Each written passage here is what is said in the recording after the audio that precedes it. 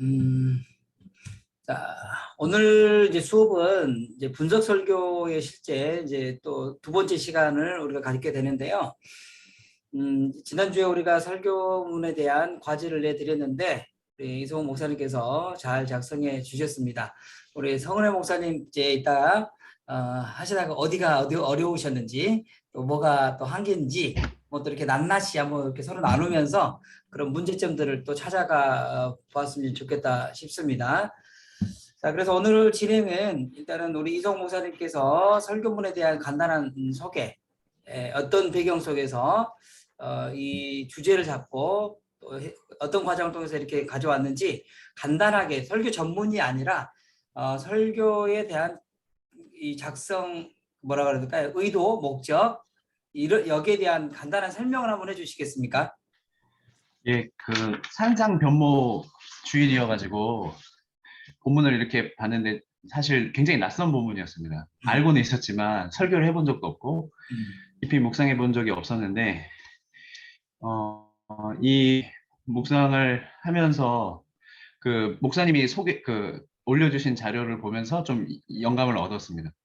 얻었고 결국 이제 허물과 죄에 대한 이제 단어에 좀 눈이 많이 갔고 그러면서 이스라엘 백성들과 모세의 얼굴을 좀 대비하게 되는 인사이트를 얻어서 이제 거기서 좀 이 묵상을 하면서 왜 모세가 이렇게 됐을까? 이게 또 광채가 났을까? 이거에 대한 묵상하는 와중에 첫 번째 시내산 올라가고 두 번째 올라가고의 사이에서의 사건이 눈에 들어왔습니다. 그래서 이제 그 내용을 가지고 결국 이제 이상재 선생에 대한 예화로 넘어가면서 하나님 사랑, 또 민족 사랑 이 두 가지의 좀 컨셉을 잡고 진행을 했고 특히 이제 저는 해병대 청룡교회라고 해병 이사단에 있는 군인교회 군종 목사입니다. 저는 그래서 기본적으로 이제 나라 사랑에 대한 기본 베이스가 있는 이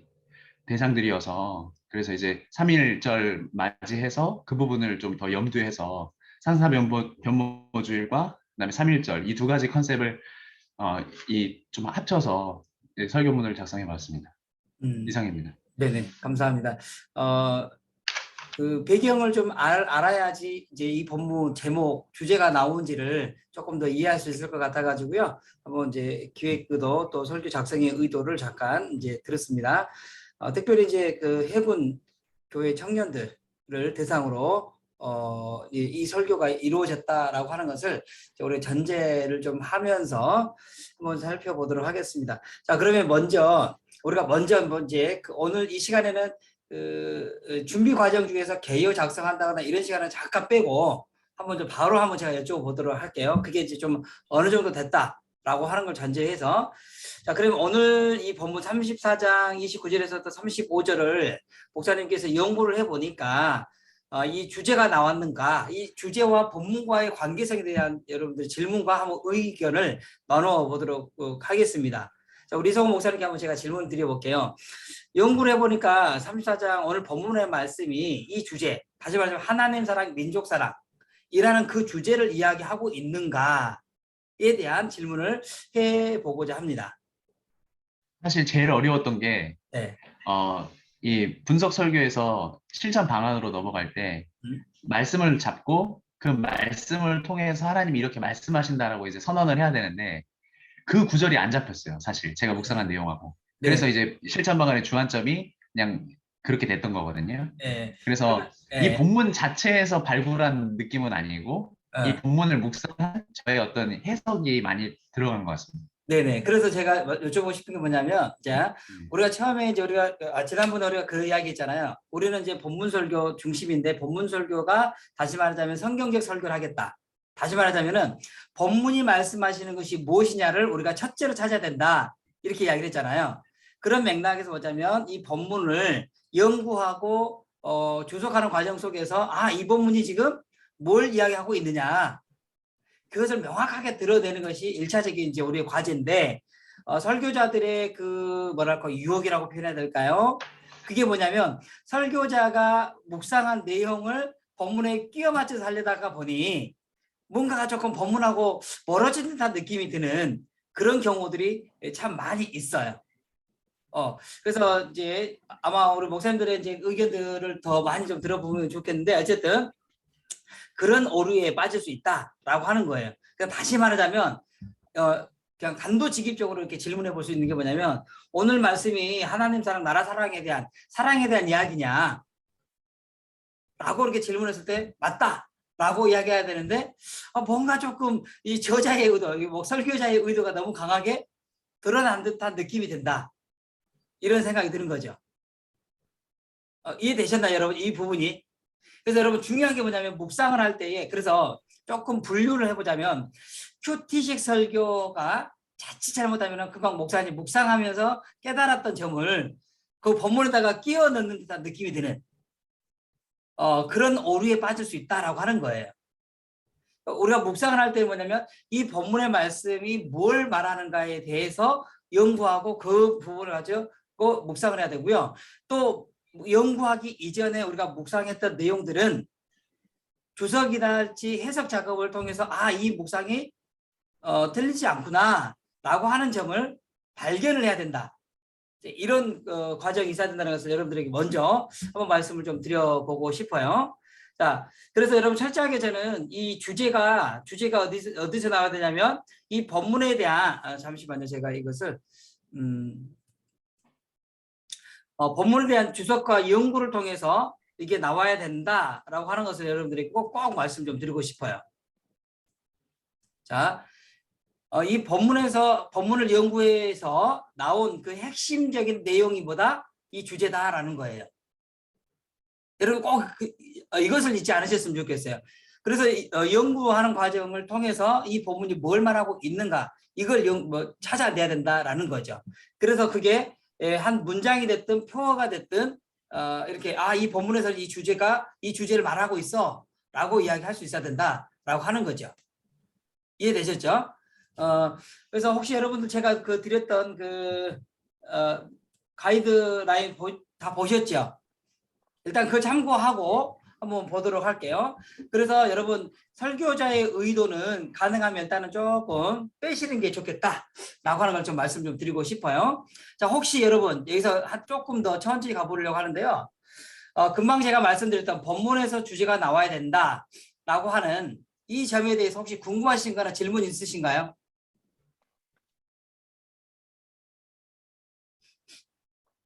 자, 있으시면 언제든지 질문을 좀 해주셔야 돼요. 우리 성은혜 목사님 앉으셨는데 금방 제가 말씀드린 이 주제가 본문에서 나와야 된다, 본문 연구를 통해서 나와야 된다 라고 하는 부분에 대해서 혹시 이해가 되셨나요? 뭐 또 다른 질문 있으신가요? 이 부분에 대해서만. 되셨어요? 네. 오케이, 넘어가겠습니다. 자, 그러면 먼저 그리고 서론의 역할이 뭐냐면은 서론의 역할은 뭐냐면 첫 번째 유혹하기.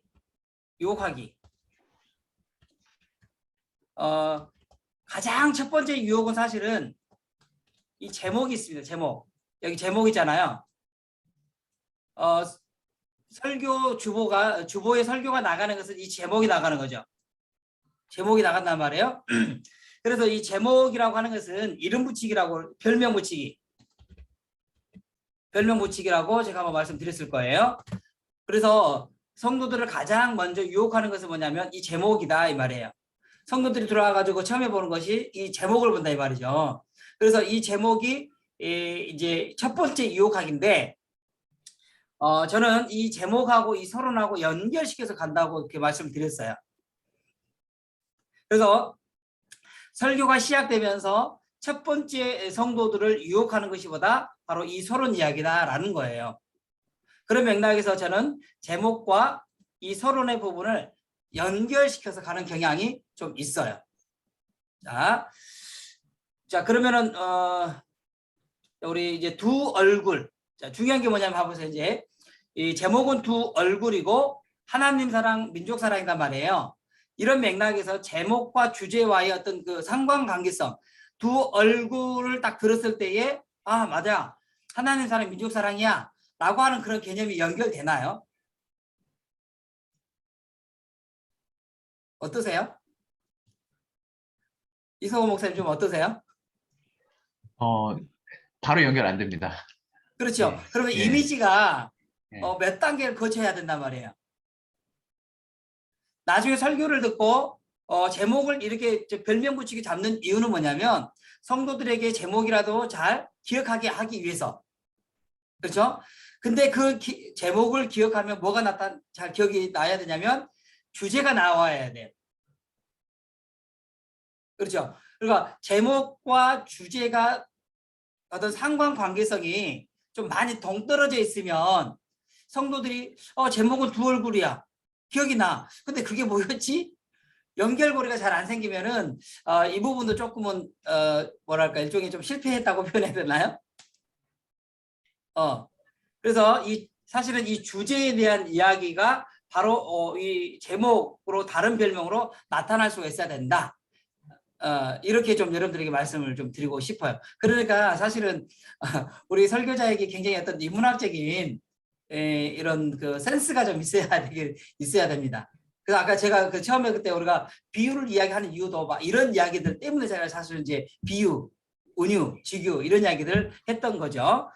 자, 그래서 그러면 서론에 대한 이야기가 바로 두 얼굴이다라고 봤을 때 이건 이제 목사님이 이제 제출한 이 설교문을 중심으로 제가 볼게요.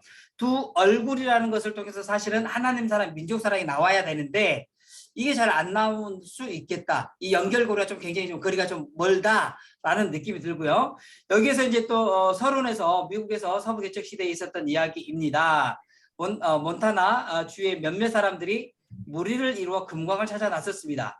험한 여정이었지만 금을 찾지 못해 실망스러운 마음으로 집으로 가는 중이었습니다. 그런데 이들은 우연히 이상한 돌들을 발견하게 되었고 그곳에서 엄청난 사금이 묻어 있다는 사실을 발견하게 되었습니다. 기지맥진했던 사람들에게 힘이 솟아났습니다. 며칠 동안 금을 채취했으나 음식이 떨어지고 장비가 없어서 끝까지 채취할 수 없었습니다. 집으로 돌아가 정비를 한 뒤에 다시 이곳에 모이기로 합니다. 물론 목숨을 걸고 약속하기를 금을 발견한 일에 대해서는 그 어느 누구에게도 말하지 않기로 했습니다. 집으로 돌아온 뒤 며칠이 지나 이제 떠나는 날이 되어 약속 장소에 모였습니다. 그런데 이게 웬일입니까? 그들 주변에 100여 명의 사람들이 따라 나선 것이었습니다. 누가 비밀을 누설했단 말입니까? 범인을 찾기 위해 조사를 시작합니다. 그런데 그들 중에 비밀을 발설한 사람은 아무도 없었습니다. 금광을 발견한 사람들의 얼굴에 기쁨과 생기가 넘쳐나와 사람들이 다 알게 되었던 것이죠. 사람의 얼굴에는 그 사람의 깊은 내면이 드러납니다. 강렬한 것이 들어있을수록 두 얼굴로 드러나게 됩니다. 자, 여러분 이 서론에 대한 이야기 자체는 조금 그래도 흥미로울 수 있겠죠. 그렇죠? 흥미로울 수 있는데 자, 우리 목사님의 의견 한번 들어볼게요. 이 서론을 가져오신 의도나 이유가 뭔지를 잠깐 한번 이야기를 들어볼까요? 그러니까 저는 얼굴을 이야기할 때, 이 깊숙한 곳에서 표현이 된다. 음, 그러니까 우리 내면과 삶과 얼굴이 연결이 된다. 음, 이거를 이제 그렇죠. 어, 예, 강조하고 싶었습니다. 그래서 제가 이제 예화를 진짜 이게 안 나와가지고 찾다가 그래도 이 정도면은 좀 서론이 되겠다 싶어서 예, 네네. 네, 근데 이제 잘 찾으셨는데 네, 제가 언어를 조금 수정을 하자면 네, 목사님의 의도는 내면에 있는 것이 표현이 된다라고 하는 것을 잡으려고 했던 거 저도 이제 분명히 이 문과에서 나타나거든요. 그런데 제목이나 주제와 연결돼서 간다 그러면 사실은 두 얼굴이라고 하는 이미지를 가져가시는 게 좋겠다는 거지. 아, 그러니까 속의 마음과 우리가 감추려고 했지만은 감출 수 없었던 그 마음이 그 얼굴로 표현되어진다라고 하는 이 그러면서 조금 더 두 얼굴에 대한 이미지를 좀 더 가지고 갈 수 있었으면 좋겠다. 이 이야기에서 그런 이제 그 뭐랄까 자기 퇴보의 어떤 과정이 조금 필요하겠다. 그리고 아, 여기서 그 이야기가 이제 다음 이야기를 들을 수 있는 준비 단계를 시키는 거다 이 말이야. 그렇죠? 그러면 네, 여기서 만약에 그런다 그러면 왜 이렇게 사람들이 들어왔을까요? 그래서 오늘 이분들에게는 두 가지 얼굴이 있었던 것 같습니다.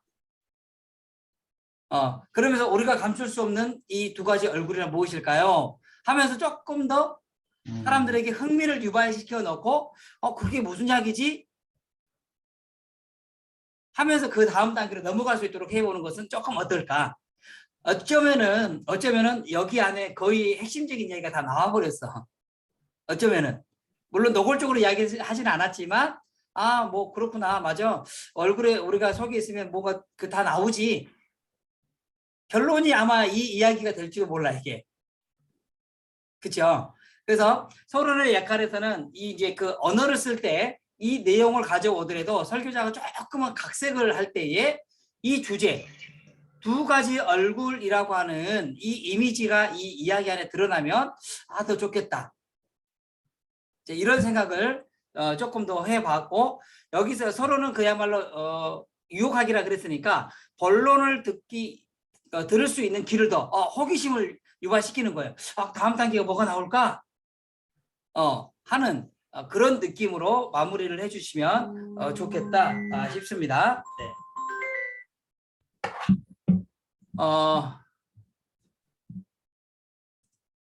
자, 그리고 잠시만요. 뭐가 이렇게. 그 다음에 여기서 이제 그 주제 부사, 잠깐만요. 잠시만요. 뭐가, 오케이. 네. 자, 여기 주제 부상은 사실 우리가 학교 수업 시간 때는 하긴 하는데요. 오늘 여기서는 뭐 꼭 주제 부상을 할 필요는 없을 것 같습니다. 일단 좀 넘어갈게요. 자, 그 다음에 여러분 이제 그 기억을 하셔야 됩니다. 분석 설교의 틀에서 주제의 정의가 뭐라 그랬죠? 세 번의 부정이라 그랬죠. 세 번의 부정. 그리고 긍정, 이런 식으로 가라 그랬잖아요. 자, 그러면 주제를 한번 볼게요. 주제. 자, 여러분 여기서 이제 헷갈리시면 안 됩니다. 그래서 주제가 정확하게 나타나야 되는 게 아까 이제 주제로 가볼게요. 다시 한번 볼게요. 하나님 사랑, 민족 사랑. 이게 이 주제에 나와야 돼요.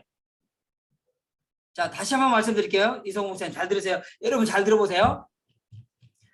이 주제와 제목이 이 의미가 바로 나타나게 바로 연결돼야 되는 이유가 뭐냐면 두 가지 얼굴이라는 단어와 민족 사랑과 하나님 사랑이라고 하는 이 이미지가 같이 가야 돼요. 그래서 언어를 바꿔서도 그 의미가 다르지 않을 정도로 이 언어가 좀 밀접한 관계가 있어야지만이 이 주제의 정의를 쓸 때에 조금 더 수월합니다. 자, 그러면 여기서 나타내야 될 주제가 뭐냐? 하나님 사랑, 민족 사랑이잖아요. 그렇죠? 자, 그럼 여기서 두 얼굴, 마지막에 자, 서론에서 강렬한 것이 들어 있을수록 얼굴로 더 크게 드러나는 법입니다. 라고 이렇게 이야기를 했단 말이에요. 강렬하게 드러난다라고 이야기를 했는데 다시 주제를 이야기할 때 하나님 사랑, 민족 사랑이란 무엇일까요? 이렇게 나와 있단 말이에요. 이해되셨나요? 그러니까 두 얼굴이라는 것이 만약 주제에 맞춰서 본다면 그러면 어떤 느낌으로 가야 되냐면 우리가 충성하는 얼굴 하나가 있을 것이고 뭐랄까 그 배신하려고 하는 그 얼굴이 있다 이 말이에요. 우리 안에는 이렇게 두 가지가 있다. 그래서 우리의 내면 안에서 그런 것들이 나타나게 됩니다. 자, 이 주제로만 그대로 이야기해 본다 그러면 여러분 그렇다면 하나님 사랑, 민족 사랑이라는 것은 무엇을 의미하는 걸까요? 이런 식으로 주제가 정의가 돼야 되는 거죠. 이성훈 목사님 이해되셨나요? 예. 그러니까 주제가 나와야 돼. 근데 여기서 하나님의 영광이라는 단어를 또 바꿔버렸어요. 자, 주제에서는 하나님의 영광을 드러내는 사람은 어떤 사람입니까? 라고 이렇게 질문이 나왔단 말이에요. 주제에서 전혀 나오지 않은 단어가 이렇게 나와버렸단 말이에요. 자, 제가 분석 설교 또는 우리가 그 성경적 설교를 할 때 좀 집요하리만큼 주제가 그 전체의 주제를 그 논리를 이끌어가야 된다라고 말씀드렸잖아요. 그렇죠? 그래서 저는 철저하게 뭐냐면 같은 단어가 반복이 돼야 된다고 생각을 해요. 자, 여기서 하나님의 영광을 드러내는 사람 이런 단어가 새로 나왔단 말이에요. 근데 앞에 서론과 제목에서 전혀 이런 이야기가 없어요. 특히 주제가 하나님 사랑, 민족 사랑인데 하나님 영광을 드리는 사람 누구일까요? 이렇게 이제 좀 논리적인 어떤 그 확장이 일어나 버렸다 이 말이죠. 그래서 여러분 같이 보시는 지금 들으시는 분들 모두가 이 주제는 뭐가 나타나야 되냐면 그 주제가 그대로 나타나야 돼요. 자, 하나님 사랑,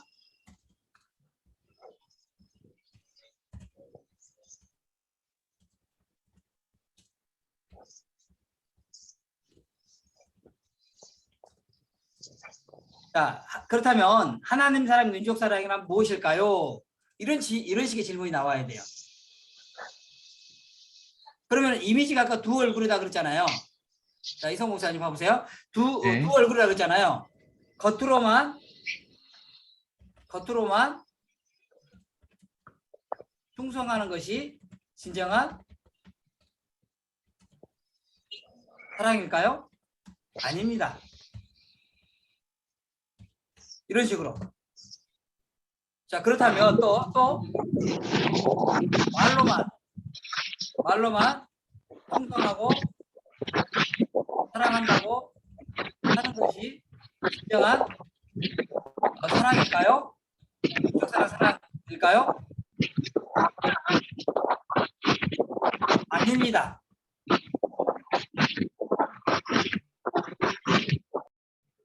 아닙니다. 자, 이런 식으로 정의를 해 주셔야 된다 이 말이야. 이해되셨죠? 그러니까 쉽게 말하자면 아까 주제 다시 말합니다.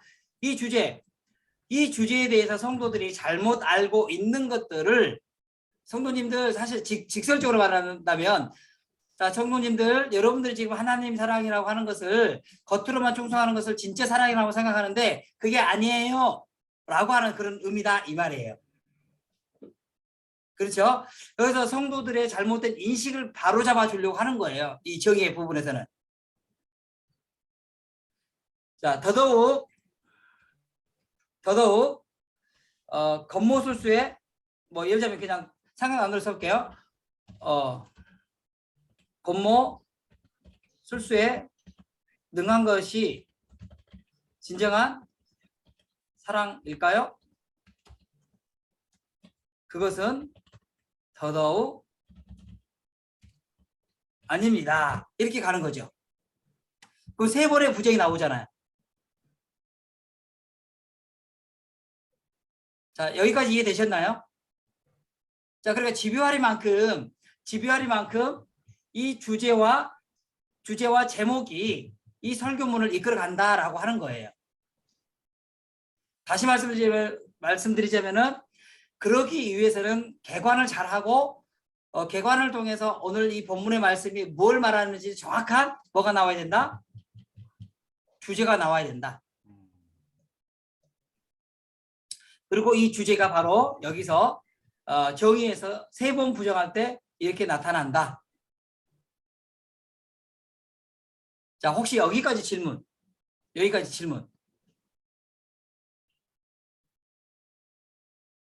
그러니까 제가 이제 그 목사님 말씀을 들으면서 이게 이제 계속 반복되는 문제가 뭐냐면 그러니까 저는 실천 방안을 늘 먼저 그러니까 지금 2번 설교를 준비했어요. 분석 설교를. 예. 신대원 때 이후로 이번에 이제 처음 한 건데 그 저는 실천 방안을 먼저 잡고 그러니까 이렇게 해야 된다는 걸 강조하기 위해서 이걸 가지고 이제 정의랑 그다음에 이제 필요랑 이렇게 이제 잡고 갔는데 보니까 제가 서론과 제목 부분을 이 실천 방안하고 딱 와닿게끔 못 잡은 것 같아요. 그래서 예, 그러니까 저의 어쨌든 제 머릿속에서는 정의부터 실천 방안 그리고 이제 실천 결과까지는 저한테는 딱 연결이 되는데 교수님께서 제일 중요하게 생각하는 어떤 이 주제 그리고 이거에 대한 그러니까 본문에서 나온 주제 그리고 그거에 대한 제목 이 부분에 있어서 제가 좀 신중하게 좀 더 잘 못한 부분이 있지 않나. 예, 그래서 계속 그게 반복될 것 같아요. 제가 보기에. 네네네. 네, 예. 그래서 사실은 이 설교자에게는요 전체 그림이 그려지는 것은 맞아요.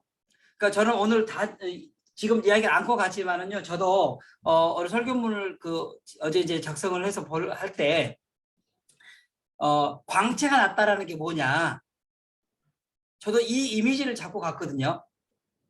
광채가 났다라는 게 너무 이걸 신비적으로 해석하기도 그렇고, 그래서 저는 이제 사실 해석하고 적용하는 부분을 굉장히 삶의 실존하고 연결점을 잡고 그 이제 뭐랄까 좀 적용을 하는 경향이 있는데, 저도 그래서 그 이미지를 광채가 났다라고 하는 말의 의미가 무엇이냐, 이걸 좀 많이 잡고 갔던 거예요.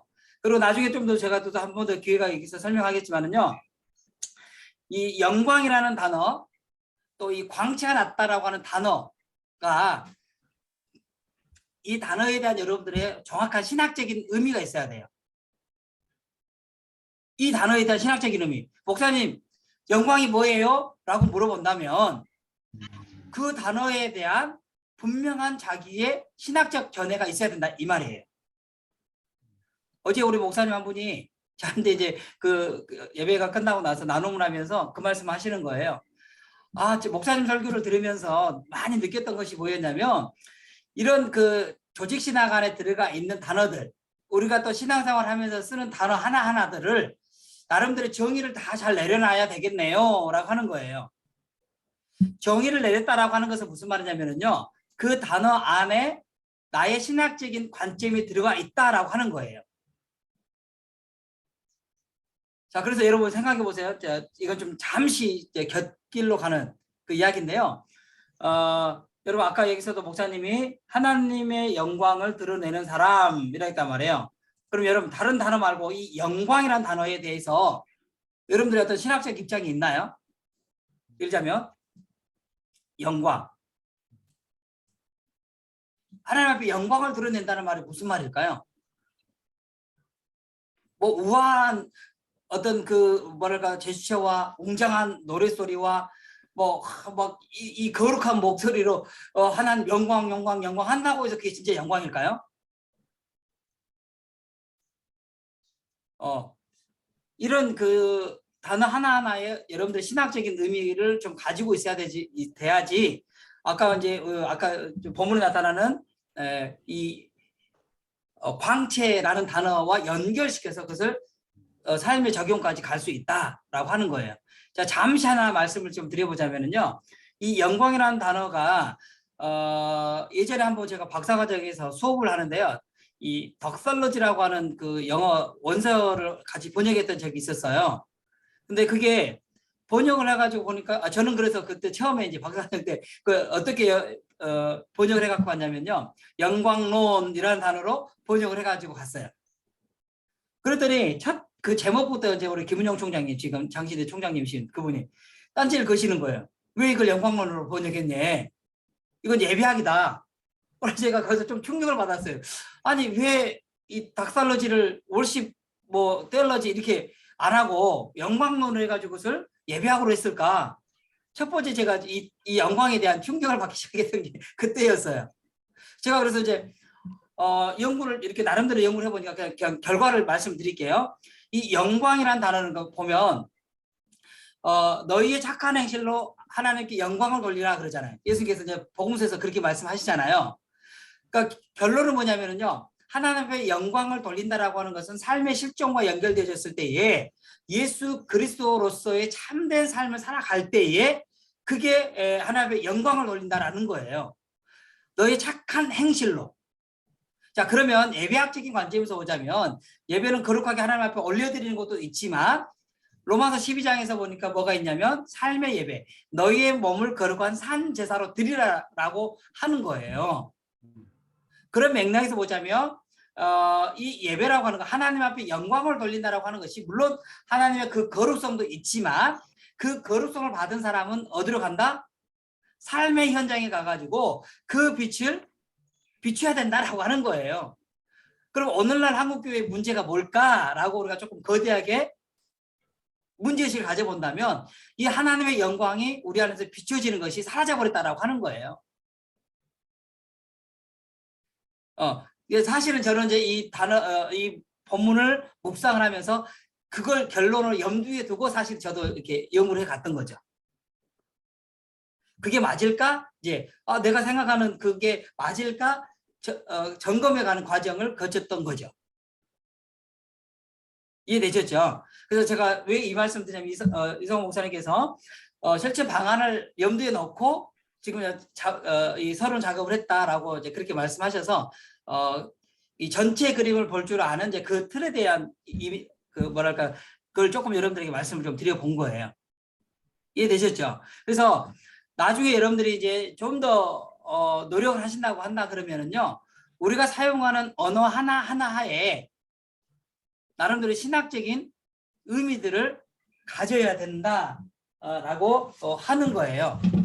그래서 저도 그 제 논문의 그 박사 논문 제일 뒤편에 보면 설교자가 가져야 될 그 성품적 자세, 품성적 자세, 뭐 예를 들자면 겸손이 뭐냐, 온유가 뭐냐, 뭐 이런 것들을 조금 이제 그 마지막 편에 좀 써놓은 게 좀 있거든요. 그래서 이제 그런 이야기들을 조금 더 여러분들에게 말씀 한번 먼저 드리고 또 가도록 그렇게 하겠습니다. 자, 좋습니다. 자, 어찌됐든 간에 저는 좀 이 서론하고 주제의 정의를 할 때 좀 집요하리만큼 이 연결성을 가지고 간다. 이걸 여러분들에게 좀 말씀 좀 드리고 싶고요. 혹시 또 다른 분, 이 부분에 대해서 질문하고자 하시는 분 계시나요? 이해가 좀 되셨나요? 어떠세요? 자, 우리 성은혜 목사님, 제가 지금 이제 서론하고 주제하고 주제 정의에 대한 말씀을 좀 나눠드렸는데요. 혹시 이해가 좀 되시나요? 어떠세요? 네, 저희들이 분석 설교를 해보지 않아서 음, 이제 교수님 주신 샘플도 보고 또 이성호 목사님 올려주신 것도 보고 했는데 뭐 어떻게 해야 할지 좀 사실 이제 시작부터가 좀 아득하고 그랬습니다. 하여튼 나름대로 메모는 좀 해봤는데 그렇게 시작하기가 틀 자체도 잡기가 쉽지가 않았습니다. 네네. 그래서 그냥 한 며칠 조금 고민하다가 네. 그냥 손을 놓았죠. 네네. 네네. 좋습니다. 이 분석 설교 하나를 잘 하시면은요, 다른 형태의 설교들은 좀 그렇게 어렵지가 않습니다. 이 분석 설교 형태에서, 이 주제의 정의와 주제의 필요성을 빼버리면 3대지 설교가 됩니다.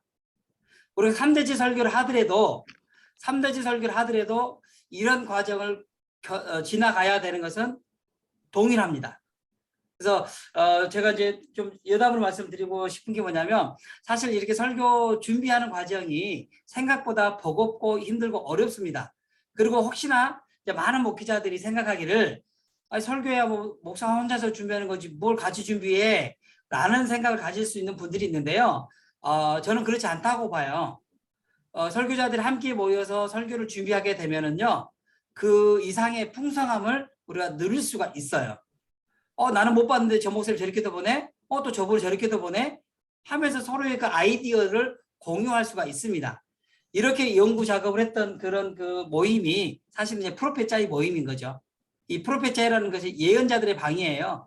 그 종교 개혁자들이 목회자들을 모아놓고 성경 공부를 하고 나서 같이 성경 공부했던 것을 바탕으로 해가지고 성도들에게 설교를 했던 그 연구 모임이 바로 이제 프로페자의 모임인 거죠. 자, 오케이. 혹시 조설 목사님 죄송한데 여기까지 진행을 했는데요.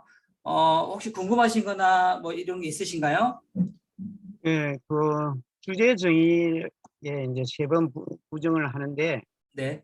그 주제가 좀 명확하면 네. 부정하기가 쉬운데 네네. 예, 그 주제가 좀 애매하게 이렇게 우리가 잡으면 이게 부정하는 것 자체도 쉽지 않은 것 같더라고요. 네네, 그래서 맞습니다. 제목을 거꾸로 다시 이는 주제 정의를 잘하기 위한 제목으로 정해야 되는지 네네. 아니면 정말 이야기하고 싶어 하는 그 주제를 정해놓고 이 주제에 대한 부정하는 것을 생각해서 작성해야 되는지 그게 좀 고민이 네네. 그래서 전제를 다시 한번 말씀드리자면 저희들은 설교자의 의도가 앞서는 것이 아니라 본문이 앞선다라고 정의를 제가 말씀드렸었잖아요. 그런 맥락에서 본다 그러면 이 주제는 우리가 임의로 빼는 것보다 본문에서 뭘 말하고 있는지 주석에서도 잘 안내를 해주고 있어요. 그래서 연구를 하다가 보면 그 주제가 명확하게 나옵니다. 그래서 그 주제를 명확하게 주제가 나오는데 사실은 이 주제는 우리가 그 신학할 때에 배웠던 그 주제들이 그 안에 다 있어요. 사실 다 있어요. 그것을 못 발견해서 못 찾아낼 수는 있지만 성경 자체가 그 뭐랄까요, 그 하나님의 관련된 우리의 구속사에 관련된 그런 주제들에 대한 이야기를 하고 있는 거잖아요. 그런 맥락에서 보자면 그 모든 본문들을 끄집어낼 수, 그러니까 그 주제를 잡을 수 있다라고 하는 거죠. 그래서 그 주제를 잡을 때 명확하게 잡아낼 수 있는 훈련이 사실 필요한 거죠. 그래서 혼자는 안 되면은 같이 이렇게 하면서 이 주제가 이걸 이야기하는 거구나 라고 또 우리가 감을 잡을 수 있는 거죠. 그래서 목사님 말씀 맞습니다. 이 주제가 명확하지 않으면 정의하기가 굉장히 애매합니다. 그리고 혹시 여러분들 그 문장대 백과사전이라는 그 자료가 좀 있나요?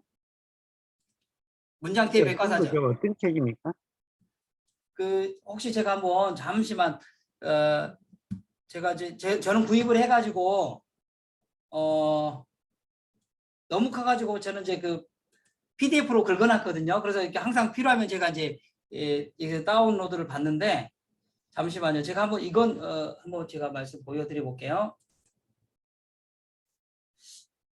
오래된 책이긴 해요, 이게.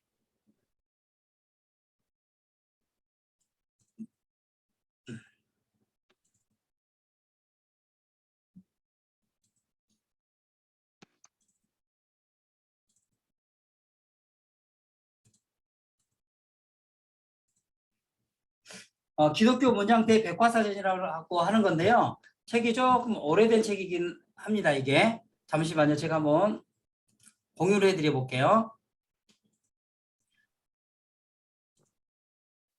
저는 그 주제에 대해서 잘 모를 경우에는 이걸 좀 많이 참고를 합니다. 그래서 목차에 보면은 이 가난에서부터 가능성 뭐 쭉 엄청 많아요. 이렇게 주제가 이렇게 많아요. 자, 이런 게 있고요. 그래서 내용을 잠깐만 보자면 이제 가난에 대해서 한번 볼게요.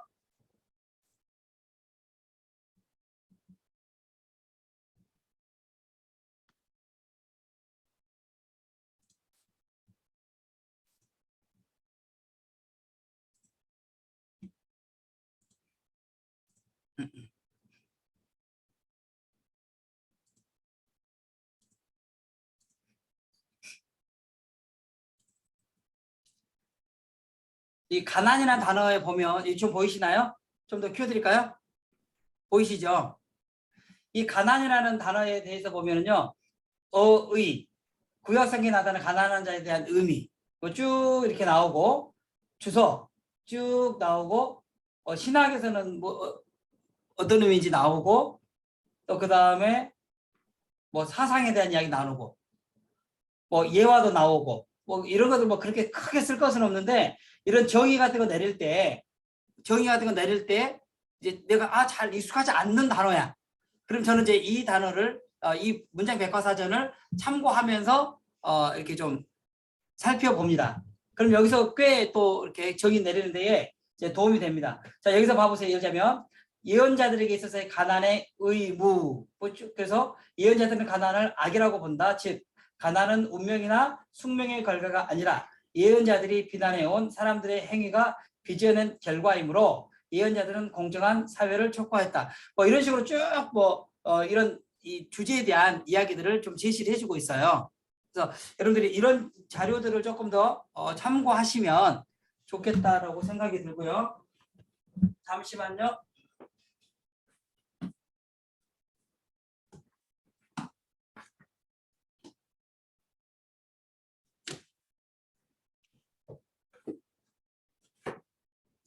네. 그래서 주제를 여러분들이 좀 더 명확하게 하고요. 주제에 대해서 정의가 잘 안 되겠다라고 한다 그러면은 이런 자료들을 좀 더 많이 참고하시는 것이 좋겠다. 이런 말씀을 이제 드리고 싶습니다. 네. 자, 그러면 또 일단 좀 넘어가 볼게요. 그러고 나서 이제 여기서 이제 목사님의 잠깐만요. 잠시.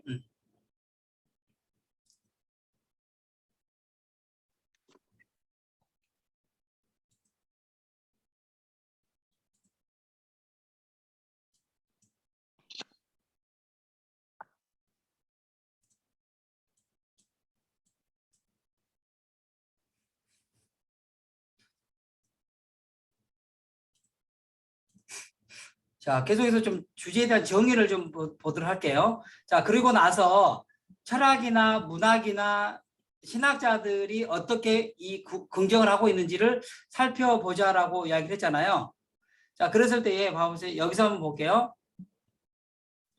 또한 또 어떤 사람들은 신앙의 영광을 드러내는 것. 아, 이게 지금 다 부정인 거죠, 목사님? 이 부분도 네, 다 맞습니다. 예, 첫 어, 번째 부정, 두 번째 부정이 좀 문장이 깁니다. 예. 네네. 그러니까 문장을 네. 이렇게 길게 하지 말고 아까 같이 딱 단문으로 이렇게 이것일까요? 아닙니다. 근데 이제 이것일까요? 제가 안 그래도 이거 여쭤보려고 그랬는데 음? 제가 이제 사실은 옛날 그 장신대에서 나온 분석설교 그 이론서하고 제가 이제 예전에 한번 또 찾았던 이게 있습니다. 이거 제3의 분석설교 음. 그 이 뭡니까? 누가 김금용이라는 아, 김금용. 그, 예. 그래서 저는 이제 이거 참고를 할 때 이게 좋았던 이유가 이게 그 짧게 이제 그 부정 긍정 이렇게 이제 예전에 저도 그걸로 설교 실제했었는데 저는 이게 딱딱 끊기는 게 저는 싫더라고요. 저는 이게 약간 이야기체여가지고 그래서 좀 더 이렇게 풀어서 한 번의 부정과 한 번의 긍정 이렇게 이제 좀 그 주제 실천 방안과 연결되는 그런 정의로 저는 이게 더 익숙해서 이렇게 한번 해봤거든요. 오케이. 예. 저기 김금영 예. 교수님은 예. 사실은 이제 정통으로 설교학을 하신 분은 아니고 조금 변형된 설교학을 이야기를 하고 계세요. 네, 맞습니다. 예. 예. 예. 그럼 뭐 실력이 나쁘다 좋다 이런 걸 떠나서 예. 조금 이제 변형된 설교, 분석 설교를 네. 이야기를 하고 네네. 있어요. 네. 오케이. 어쨌든 이제 이걸 이런 뼈대를 기본으로 하고 또 이걸 알면서 또 조금은 적용을 뭐 해도 되겠죠. 자, 그러면 여기까지도 부정이고, 자, 그럼 여기서부터 긍정이겠네요. 네, 맞습니다. 예. 하나님의 영광을 드러낸 사람은 그 깊은 속부터 드러나는 것이 무엇이 아는 사람입니다. 자, 이렇게 갈 때에 설교자가 정의를 내리는 것보다 뭐 팀 켈러가 이렇게 말했다. 뭐 아우구스티누스가 이렇게 말했다.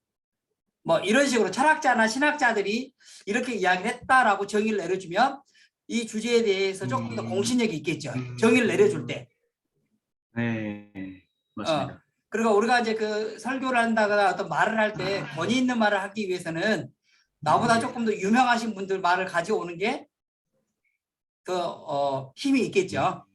그래서 제가 처음에 지난번에 말씀드렸던 것이 거장의 어깨 위에서 서서 세상을 보자 그랬죠. 거장의 언어들을 많이 끌어와야 될 필요가 있어요. 그래서 이 긍정할 때 이 정의를 내릴 때 또 때로는 철학자들, 때로는 문학자들, 때로는 뭐 예술가들, 때로는 이렇게 신학자들의 글을 가져와서 이들은 이렇게 이야기를 하고 있다. 이렇게 연구를 해주시면 사실은 이게 우리 목사님 지식이 굉장히 폭넓으시구나 이런 인식도 사실 그 안에 다 들어가게 되어집니다. 그렇죠?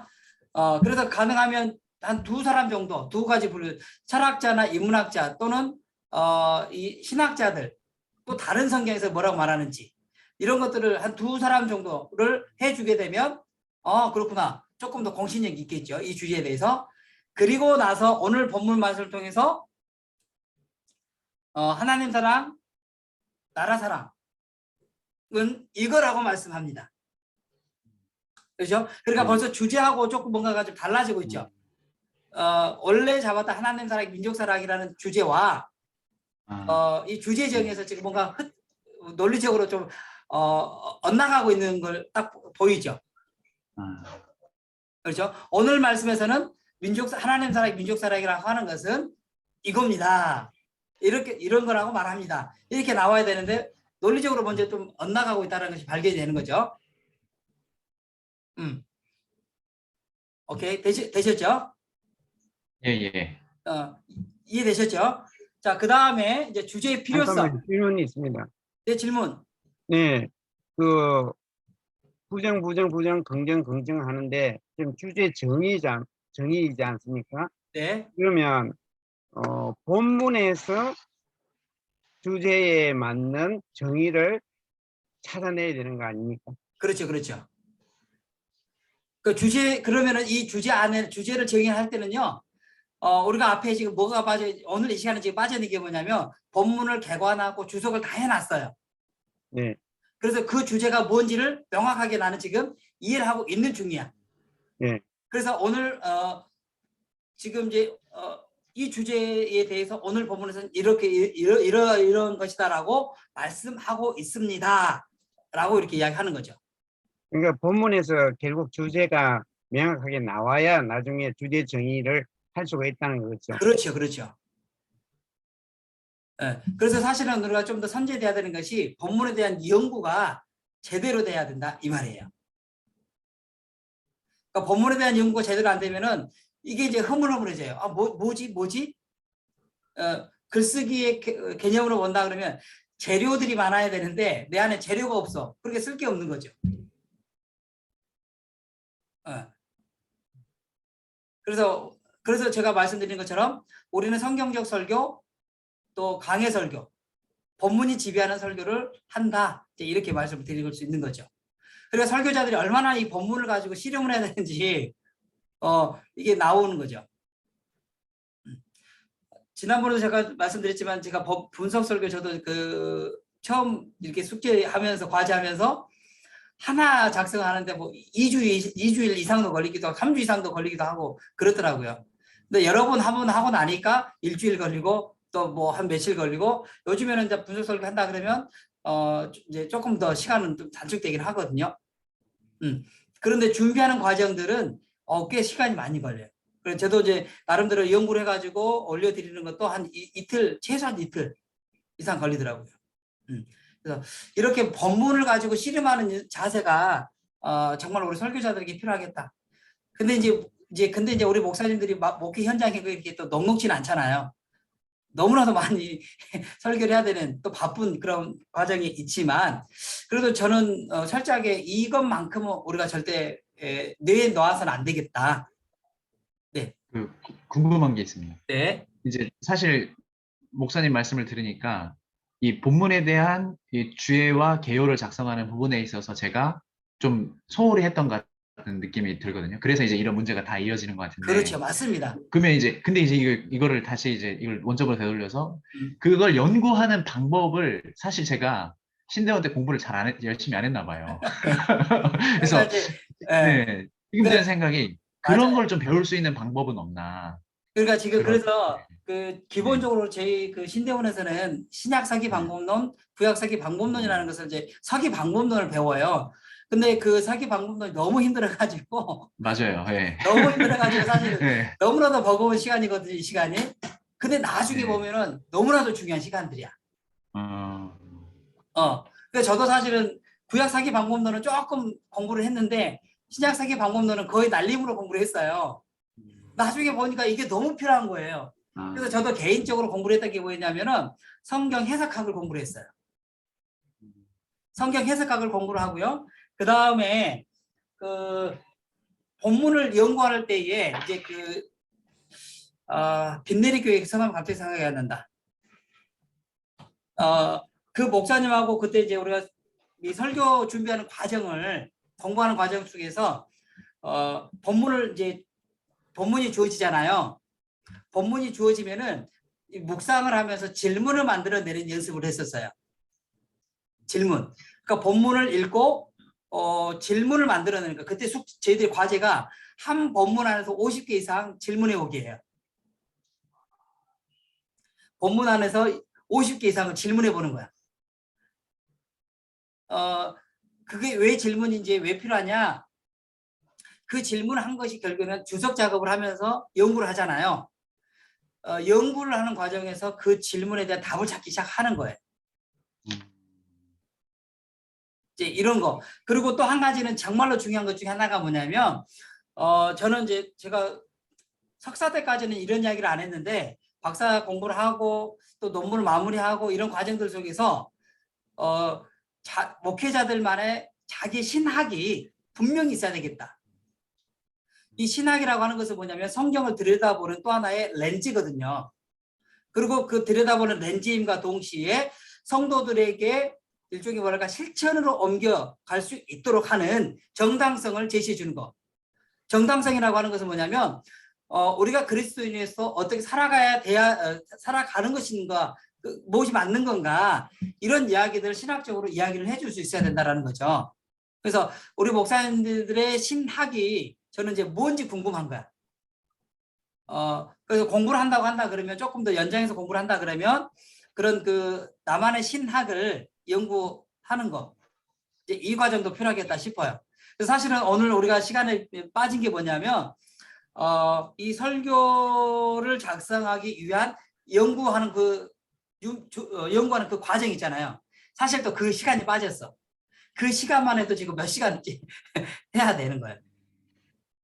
이해되셨죠? 그래서 여하튼 그런 모임들이 저는 있었으면 좋겠다는 생각들이 많이 들긴 합니다. 네.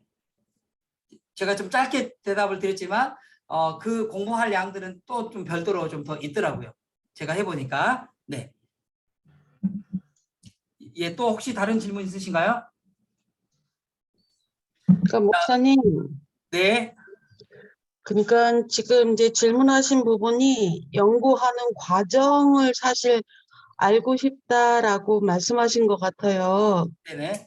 그래서 그 전자에 우리가 연구하는 과정이 전제하에 있고 이렇게 분석 설교했으면 더 좋았지 않았을까라는 말씀인 것 같은데, 맞아요. 네네. 예, 그렇다면 우리가 지금 프로필자이에서 하는 게 연구하는 과정을 배우는 거잖아요. 네네.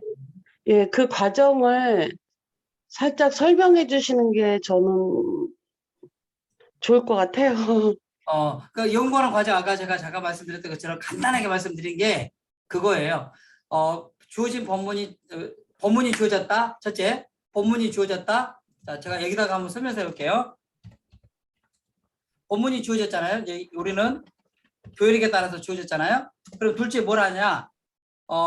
묵상을 합니다. 묵상을 할 때는 최소한 본문을 10번 이상 또는 뭐 20번 정도 그냥 읽어요. 그냥 읽는다. 자, 2, 30분 정도, 아니 10분에서 20분 정도 본문을 그냥 읽는 거예요. 그리고 뭐 하냐면은 세 번째가 뭐냐면 질문을 만들어내요.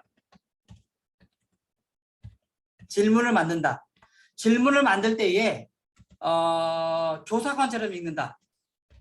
조사관처럼 읽는다. 수사관. 뭐 수사관이라고 할게요. 조사관이라고. 수사관처럼 읽는다. 수사관이 하는 역할이 뭘까요? 뭘 찾아요? 단서. 사건의 실마리를 풀어갈 수 있는 단서를 찾는 거죠. 단서. 그렇죠? 자, 그런 것처럼 이제 이 본문을 읽으면서 질문을 만들 때는요. 뭐 접속사, 단어, 뭐 등장인물, 장소, 시간, 뭐 심리적인 묘사,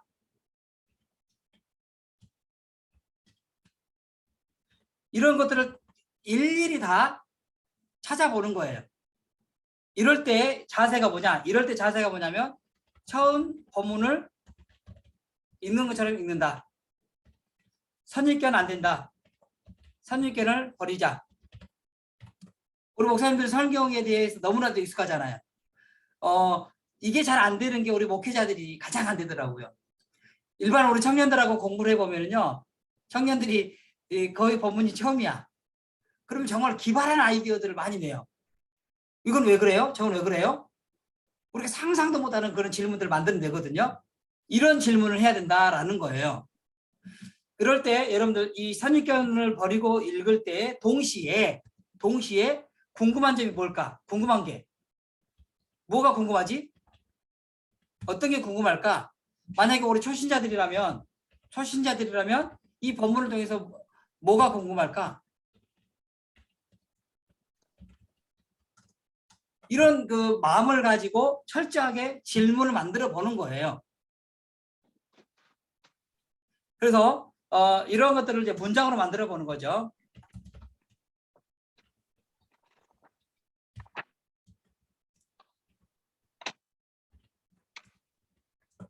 문장으로 이렇게 만들어 본다.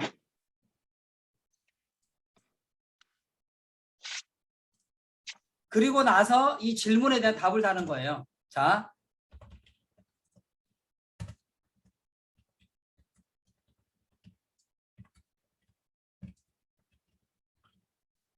이게 질문에 대한 답을 찾아내는 것이 주석과 해석의 과정이다라는 거예요. 사실 우리가 지금 2번에서부터 5번까지가 빠져 있는 거죠. 그렇죠? 그러면 이 주석과 해석의 과정을 통해서 보면 뭐가 나오냐? 주제가 나오죠. 주제 나온단 말이에요. 그리고 이 주제를 보충해주는 보어가 나왔고, 이게 보어는 나중에 대지가 됐죠. 이게 이제 뭐가 설교 개요야. 자, 이 정도 나왔다 그러면 이제 나는 설교를 어떤 형태로 할 거냐? 어떤 형태로? 어떤 형태로 설교할 것인가? 대지로 관련다, 분석으로 관련다, 사티스로 관련다, 이야기로 관련다. 아, 이 본문에서는 내 페이지가 좋겠네. 이렇게 이제 설교자가 정해 보는 거죠.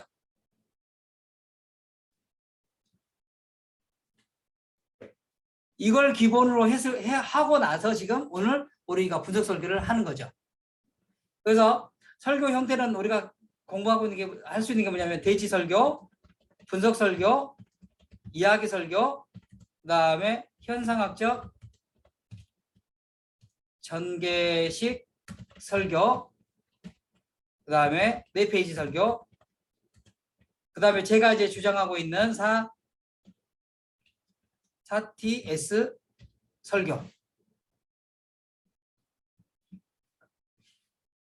이제 이런 식의 준비 과정들을 가지고 또 이것을 풀어낼 수 있는 설교학적인 어떤 틀을 이렇게 가지고 있다고 한다 그러면 우리는 이제 몰라요. 우리 군용어로 말하자면 뭐 M60 총을 다양한 총을 갖고 있는 거야. 그죠? 어쩔 때는 군총으로 쏘고, 어쩔 때는 소총으로 쏘고, 어쩔 때는 따발총으로 쏘고. 상황이 다르잖아요. 그런 것처럼 이 설교 형태라고 하는 것은 우리에게 다양한 어떤 무기를 갖고 있다. 이렇게 이야기를 해볼 수 있을 것 같아요. 그래서 사실은 우리 목사님들이 제가 수업을 해보니까 이 준비하는 과정들을 하면 너무 지루해 하시더라고. 아, 나 할 수 있는데 라고 생각을 하셔가지고 이걸 좀 그렇게 중요하게 여기지 않는 경우들이 좀 있으셔가지고 이번에 사실 이걸 좀 뺐더니 또 여러분들이 역시 질문이 나오네요. 근데 목사님, 네. 제가 이제 수업하면서 느낀 거는 우리가 이제 분석 설교는 이렇게 설교 연구 과정을 다 전제하에 한다고 전제하에 이렇게 들어간 거잖아요. 네. 근데 이제 이성호 목사님 말씀하신 것처럼 사실은 연구 과정을 한번 해볼 필요는 있다라는 생각이 들어요. 그래서 이게 사실은 우리가 했던 프로필자이거든요. 설교 연구하는 과정들을 우리가 해나가는 거가 그 모임이 이제 프로필자인데 이 프로필자에서 하는 이 연구 과정을 그래도 엑서사이즈로 한 번은 우리가 함께 해봤으면 좋겠다. 지금 계신 분들. 예, 뭐 계속 지속적으로 안 하시더라도 한 번쯤은 한번 해봤으면 좋겠다. 이성호 목사님 어떻게 생각하십니까? 이렇게 교수님이 인도해 주시는 대로 따라야죠. 근데 만약에 이 짧잖아요. 이제 얼마 안 남았잖아요. 그래서 저는 다음 혹시나 주까지. 다른 과정이 있으면 저는 와. 이걸 만약에 하시는 과정이 있으면 저는 참여할 의사가 있습니다. 예. 네, 그러니까요. 알겠습니다. 그러면 다음 주에 그런 방향을 조금 바꿔가지고 원래 제가 지금 이제 4TS 이 설교 방법론을 좀 이야기를 해드리려고 했는데 그러면 어차피 이야기가 좀 나온 김에 의견을 여쭤볼게요. 다음 주에 그럼 분석 설교 이가 제가 말씀드렸던 이 준비 과정을 통해서 한번 해보자. 한 2시간 안에 사실 하는 것도 좀 쉽진 않거든요. 이런 과정을 통해서 합니다라고 하는 것을 맛을 보기를 원하시는지 아니면 4TS를 한번 그래도 한번 4TS가 뭔지를 보고 나서 그 다음 단계로 별도의 시간을 정해서 한 뭐 더 다음 과정을 한번 다시 만들어 볼 건지 여러분들이 의견 한번 여쭤볼까 그러면 다음 단계라고 하는 것은 그러면 분석 설교를 조금 더 집중적으로 같이 합시다. 한다거나 뭐 이 4TS 설교를 좀 더 같이 더 깊이 준비 연구를 해봅시다라고 한다거나 이런 게 있을 수가 있겠죠. 그래서 다음 주를 어떻게 했으면 좋겠는지 여러분들이 일단 한번 의견을 여쭤볼까요? 이 연구 과정을 한번 경험을 해보고 싶으신지 아니면 그냥 다음 주에 그냥 4TS에 대한 것도 한번 설명을 듣고 싶으신지. 저는 그 4TS를 처음 듣거든요. 그래서 네. 어떤 식으로 또 설교가 진행되는지를 한번 듣고 싶습니다. 네네. 혹시 동의 제청하시나요? 지난번에 그 음, 참고하라고 올려주신 그 가이드 음, 그거 통해서 이제 형태는 알았습니다. 네. 알았는데 분석 설교랑은 또 많이 다르더라고요. 네, 예. 맞아요. 예. 4TS는 그 네 가지 실천 신학의 네 가지 방법론이라고 하는 것을 제가 설교학적인 틀로 가져와서 제 논문에서 제가 제시를 한 겁니다. 그러니까 아마 다 모르실 거고 아마 생소하실 거예요. 예. 그러면은 이렇게 하시죠. 다음 주에 여러분들이 의견 한번 생각해 보셨다가 다음 주에는 그럼 제가 4TS를 일단 진행을 하고 그러면은 이제 다음 주가 우리가 종강을 하게 되는데 원하시는 분들은 이제 제가 별도의 강좌를 또 개설을 하겠습니다. 여러분들의 어떤 필요에 따라서 이거 해주세요. 이거 합시다. 저거 합시다. 라고 의견을 주시나 그러면 그렇게 해서 별도의 모임을 진행을 해보는 방향. 어떠세요? 저는 목사님 4TS를 알고 있잖아요. 음?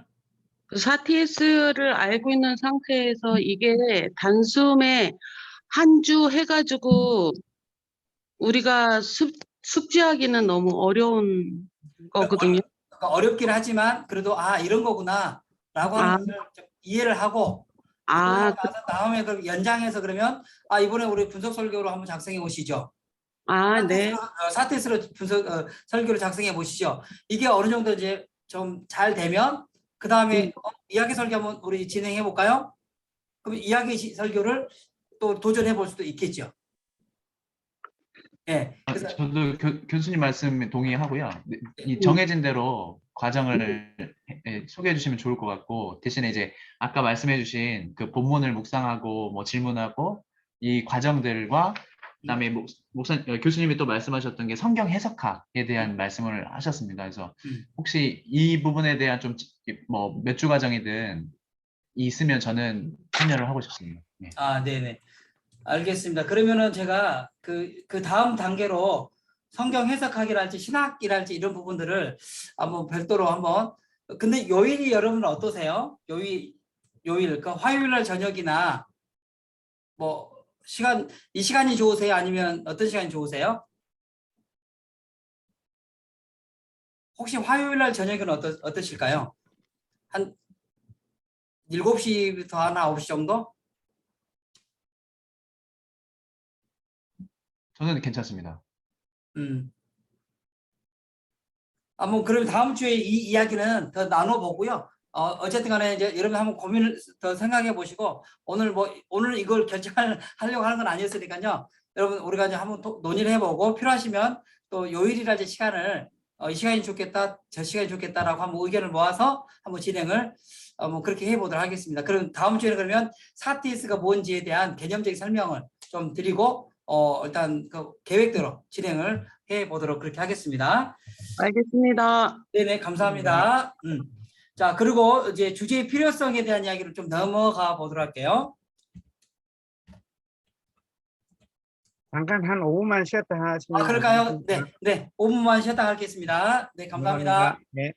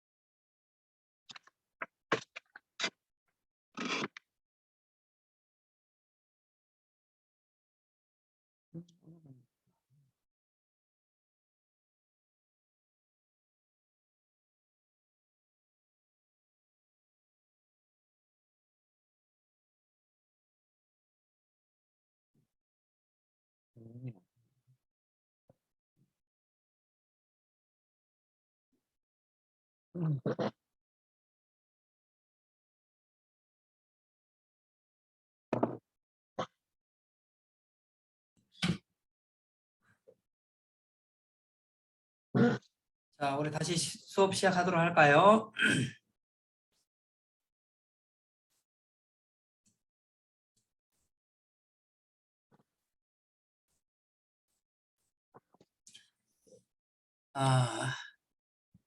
자, 그러면 계속해서 우리 주제의 필요성에 대한 이야기를 해보도록 하겠습니다. 주제의 필요성. 자, 주제의 필요성은 뭐냐면 다시 보자면은 앞에 이제 이 하나님 사랑, 민족 사랑에 대한 이제 주제를 부정적인 사례를 들어서 이야기를 하는 거죠. 자, 주제에 맞춰서 갑니다. 하나님 사랑, 민족 사랑. 하나님 사랑, 민족 사랑이 지금 주제였잖아요. 그러면 부정적인 사례, 다시 말하자면 하나님 사랑과 민족 사랑에 대한 반대, 다시 말하자면 하나님도 사랑하지도 않고 민족도 사랑하지 않아 가지고 잘못된 어떤 비극적인 이야기랄지 이런 사례들을 들어서 이야기를 하고, 그렇기 때문에 우리가 하나님 사랑이 필요하고 민족 사랑이 필요합니다 라고 이야기하는 거죠. 그렇죠? 이게 이제 그 주제의 필요성입니다. 그런 맥락에서 한번 볼게요. 하나님께서는 왜 우리가 하나님의 영광을 드러내는 사람이 되기를 원하십니까? 자, 여러분 이제 뭐가 조금 벗어났는지 아시겠죠? 주제가 계속 벗어나 있죠. 왜 우리의 얼굴이 하나님의 영광을 비추어야 진도가 되기를 바라십니까? 그것은 우리의 그분의 영광을 비추지 못하면 우리 내면의 어둠을 비출 수밖에 없기 때문입니다. 우리는 링컨이 한 말을 잘 알고 있습니다. 자, 매우 판단하는 겁니다.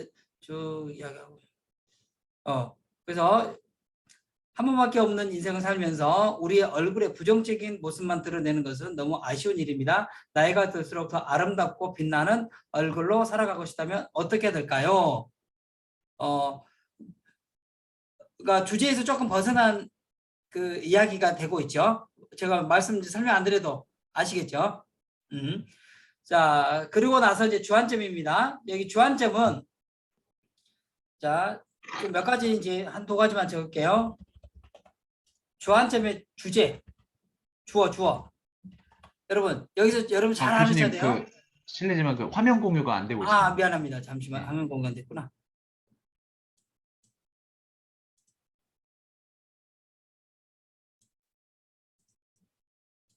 보이시나요? 네. 자, 다시 해드릴게요.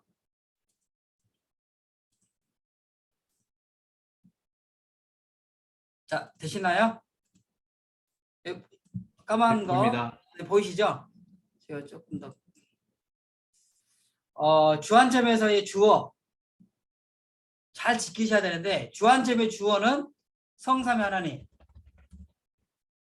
예를 들자면은 우리 주님은, 성경은, 잠깐만.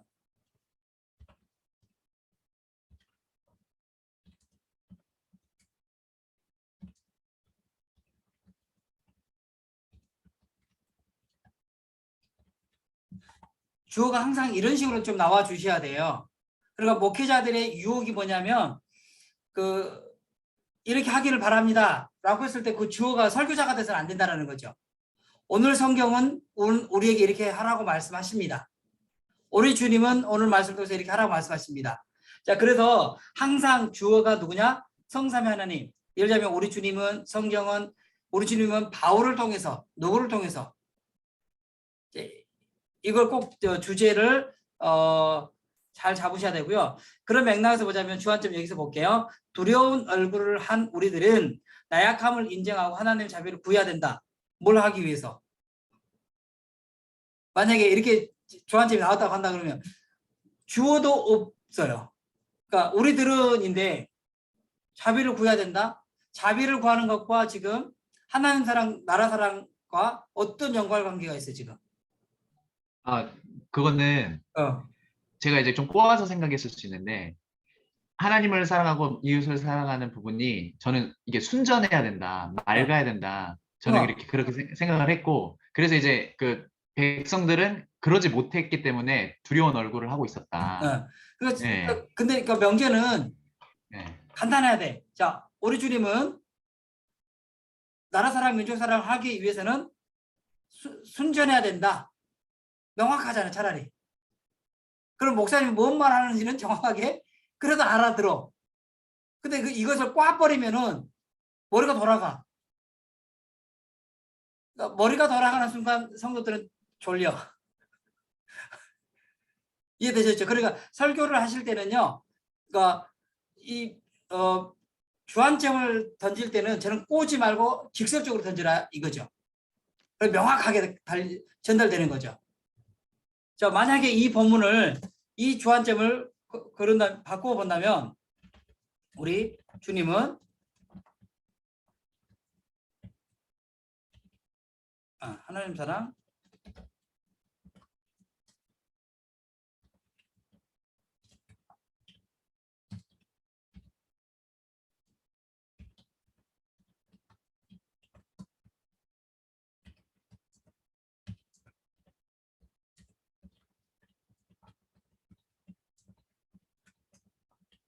좀 제가 길게 섞여 썼는데 문장을 그냥 완전체로 쓰기 위해서 제가 한번 길게 써봤어요. 자, 우리 주님은 하나님 사랑, 민족 사랑을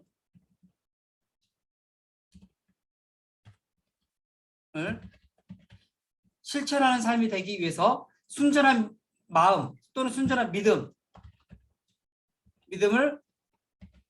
가져야 된다고 말씀합니다. 이해되셨나요? 그러니까 문장이 명확해야 돼, 이렇게. 그리고 주제가 계속해서 반복이 되잖아요. 그렇죠? 그래서 이렇게 이 대지를 할지 주안점 같은 경우 할 때는요, 가능하면 꼬지 마세요.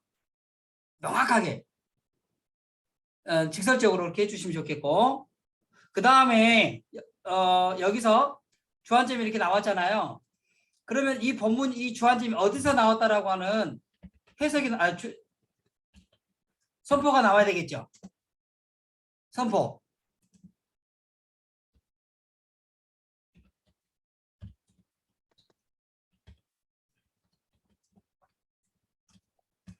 그러면은 이 선포가 몇 절에서 나왔을까요? 여기는 지금 안 나와 있잖아요. 그렇죠? 이 주안점이 어디서 나왔는지 전혀 근거가 없어. 위에 왜냐면은- 본문 30절이라고 나와 있습니다. 네? 위에 본문 30절로 주안점 위에 본문이 선포된 말씀이 있습니다. 여기 올라와 있구나. 예. 예, 근데 그게 사실은 좀 선포된 말씀이라고 보기에는 어렵고 이제 어. 이걸 주의하는 느낌으로 갔습니다. 예. 예. 그러니까 어쨌든 간에 이 비결, 이게 명확하게 나와요. 30절의 말씀이라고 한다 그러면 30절의 말씀입니다. 이렇게 하고 이제 또 가야 되겠죠. 그리고 이 말씀을 여기로 끌어와야 되겠죠. 그렇죠? 예, 그리고 항상 혹시나 여러분 말씀 인용할 때는 따옴표, 큰 따옴표를 써주시면 좋겠고,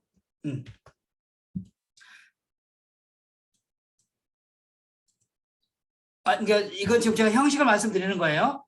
그래서 이제 이렇게 30절의 말씀을 가져왔다. 이 30절에서 주안점이 나와야 된다라고 하는 것도 제가 지금 말씀드리고 싶은 거예요. 다시 말씀드립니다.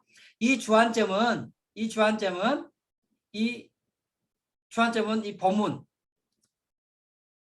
본문에 주어진 그 성경 구절을 근거로 해서 나와야 된다라고 하는 거예요. 자, 지난 주에도 잠깐 말씀드렸지만 이 주안점을 굉장히 잘 만드시는 분이 저는 이동호 목사님인 것 같아요. 그래서 이 주안점을 정말 잘 만들어 내시더라고요. 제가 볼 때는. 어쨌든 여기까지 이해되셨죠? 그리고 나서 여기를 해석을 해야 돼. 해석. 이 해석은 아까 우리가 연구하는 과정 속에서 주석을 했잖아요. 주석을 했죠. 그 주석을 바탕으로 해석을 한다. 이해되셨나요? 그래서 여러분 주석을 참고하실 때에 한 4-5개 정도는 기본적으로 좀 참고하시는 게 좋죠. 가장 그냥 목회적으로 활용하기에 그래도 나쁘지 않는 게 이제 그랜드 주석.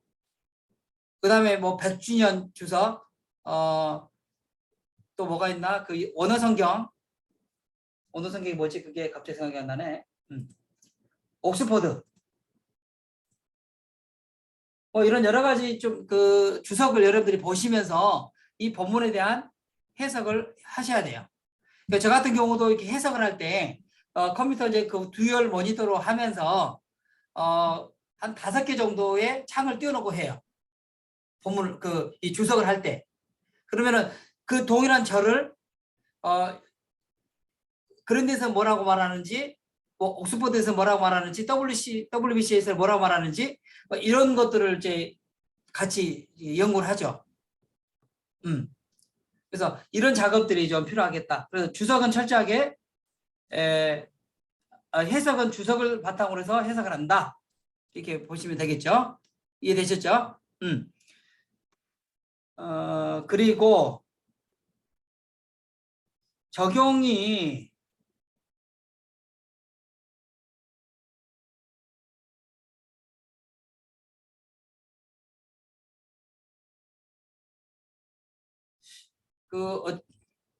그 보내주신 그 설교문에서는 명확하게 좀 주안점이 아니 그 적용점이 잘 안 나온 것 같긴 해요. 좀 드문드문 나와 있긴 한데 적용점.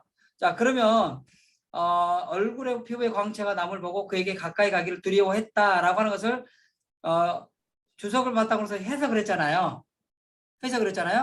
그러면 이 30절의 말씀의 의미가 뭔지를 발견하게 되잖아요. 의미를 발견하게 된다. 뜻을 알게 된다.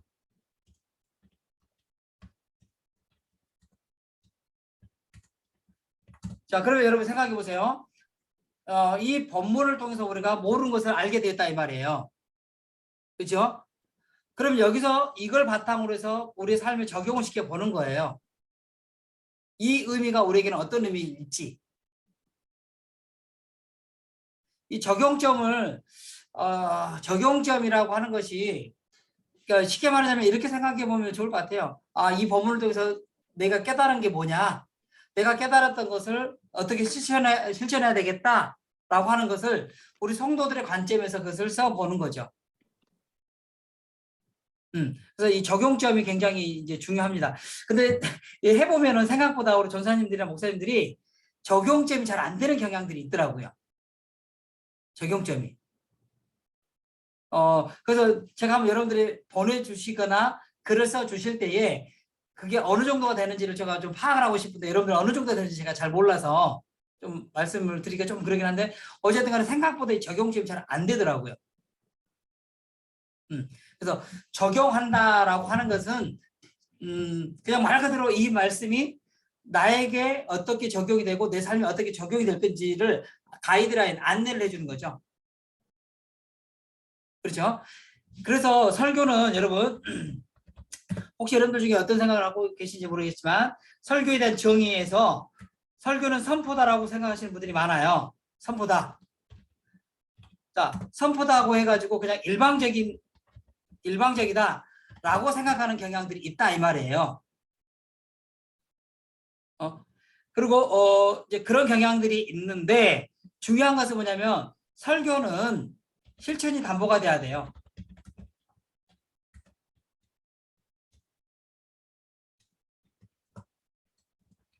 실천하지 않는 설교는요, 지적인 욕구만 충족하겠죠. 저는 또 한국교회 가장 큰 위기 중에 하나가 뭐냐면 성도들의 이 욕구가 실천을 위한 욕구가 아니라 알에 대한 욕구. 조금 더 거창하게 말하자면 지적 욕구. 성경에 대해서 많이 알아.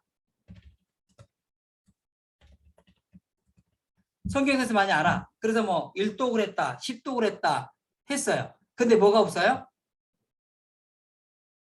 알면 뭐하냐고. 실천이 없어.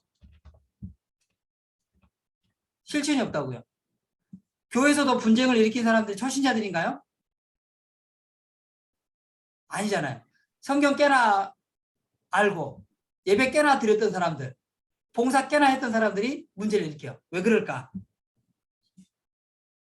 이 지적인 욕구나 뭐 소속 욕구나 이런 것들은 있지만 실천에 대한 것들은 별로 없기 때문에 그런 경향들이 있다. 그래서 중요한 것은 여러분 또 한 가지 말씀 성은혜 목사님 하실 말씀 있으신가요? 자, 여러분 여기서 한 가지만 더 제가 제안을 해드릴게요. 실천을 이야기를 했더니 어떤 목사님께서 그런 질문을 해요. 너무 윤리적 설교 아닙니까? 라고 이야기를 해요. 윤리적인 설교. 제가 그 수사법 잠깐 이야기할 때 명령법과 직설법 이야기 하셨죠? 해드렸죠? 기억나시나요? 명령법과 직설법. 그리고 또 여기서 한 가지 또 우리가 뭐 생각을 해봐야 될 게 뭐냐면요. 일반 윤리와 기독교 윤리 차이가 뭘까? 여러분. 일반 윤리와 기독교 윤리의 차이가 뭘까요? 기독교는 윤리가 아니라고 그러죠. 그런데 또 놀라운 것은 뭐냐면 기독교가 윤리적인 것이 수반이 안 되면 욕을 먹습니다. 기독교는 윤리적인 종교가 아니라고 말하면서 윤리가 없으면 미개하다라고 이야기를 해요. 어떤 관계가 있는 걸까요? 제가 볼 때는요. 일반 윤리는 그 출발점이 뭐냐면 약속이에요. 약속. 계약이라고 약속이라고 그럴게요. 사회적 약속. 그럼 사회적 약속이라는 말은 무슨 말이냐면요. 그 공동체, 그 사회의 질서를 유지하기 위해서 서로 합의한 것이 윤리로 나타난다 이 말이에요. 왜 길거리 가다가 휴지 버리면 안 돼요? 니나는 다 휴지를 버리면 도시가 안 좋아지니 사회가 더러워지니 우리 쓰레기를 버리지 말도록 약속합시다. 이게 윤리잖아요. 이게 윤리단 말이에요. 어떤 윤리가 일반 윤리는요. 당위성만 있어요. 당위성. 어쩌면은 물론 조금 더 여기다가 교육을 한다 그러면 시민교육이 또 들어가겠죠. 시민교육. 성숙한 시민교육이라고 할까요? 이게 좀 더 필요하긴 하겠죠. 자, 그런데 기독교 윤리와의 차이는 뭐냐면요. 기독교 윤리의 출발은 뭐냐면 창조의 원리가 있어요. 창조의 원리가. 창조의 원리가 있어요. 예를 들자면 예수님 앞에 이혼에 대한 이야기를 할 때 모세가 어떻게 말했냐라고 예수님이 말하잖아요. 그랬더니 유대인들이 뭐라 그래요? 이혼 증서를 줘서 보내라 그랬다. 보내라 그랬단 말이에요. 그렇죠? 그런데 예수님은 이 답에 대해서 뭐라고 말하냐면 창조의 때에 하나님께서 창조하신 가정의 질서를 이야기를 합니다. 그렇죠? 그래서 이혼을 빙자해서 여성들의 약점을 짓밟았던 유대 사회의 남성들을 향해서 창조의 원형을 이야기를 하면서 창조의 윤리를 이야기하는 거예요. 예를 들자면 다시 말씀드리자면요. 기독교 윤리는요. 예수 그리스도 십자가를 통해서 우리가 회복하잖아요.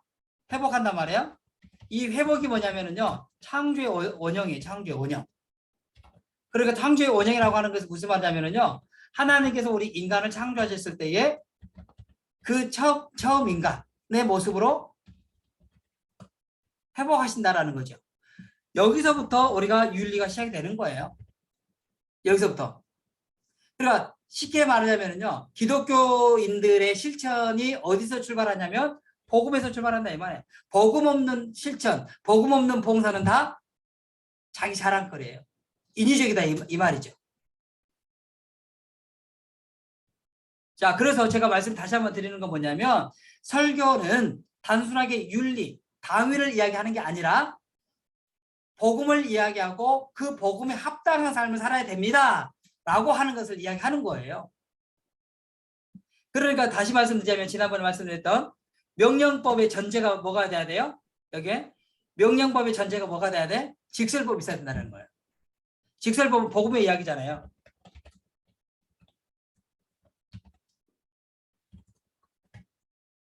하나님의 이야기.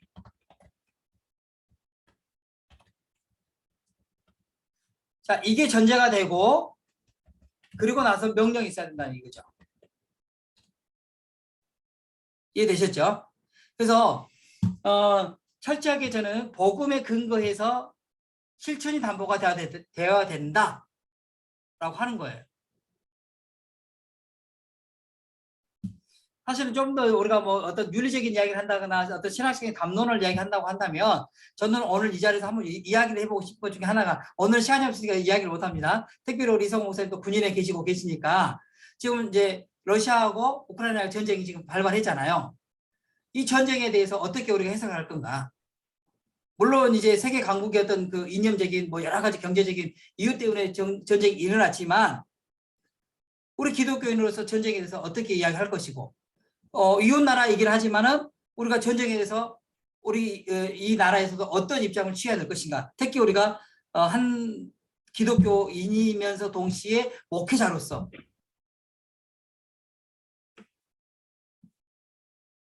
이런 이야기들을 우리가 조금 더 같이 신학적인 담론을 모아가는 것도 좋겠다. 제가 이제 지난주에 그 설교 내용의 아름다울 미자에 대한 이야기를 조금 원어에 대한 좀 적용과 해석을 좀 했잖아요.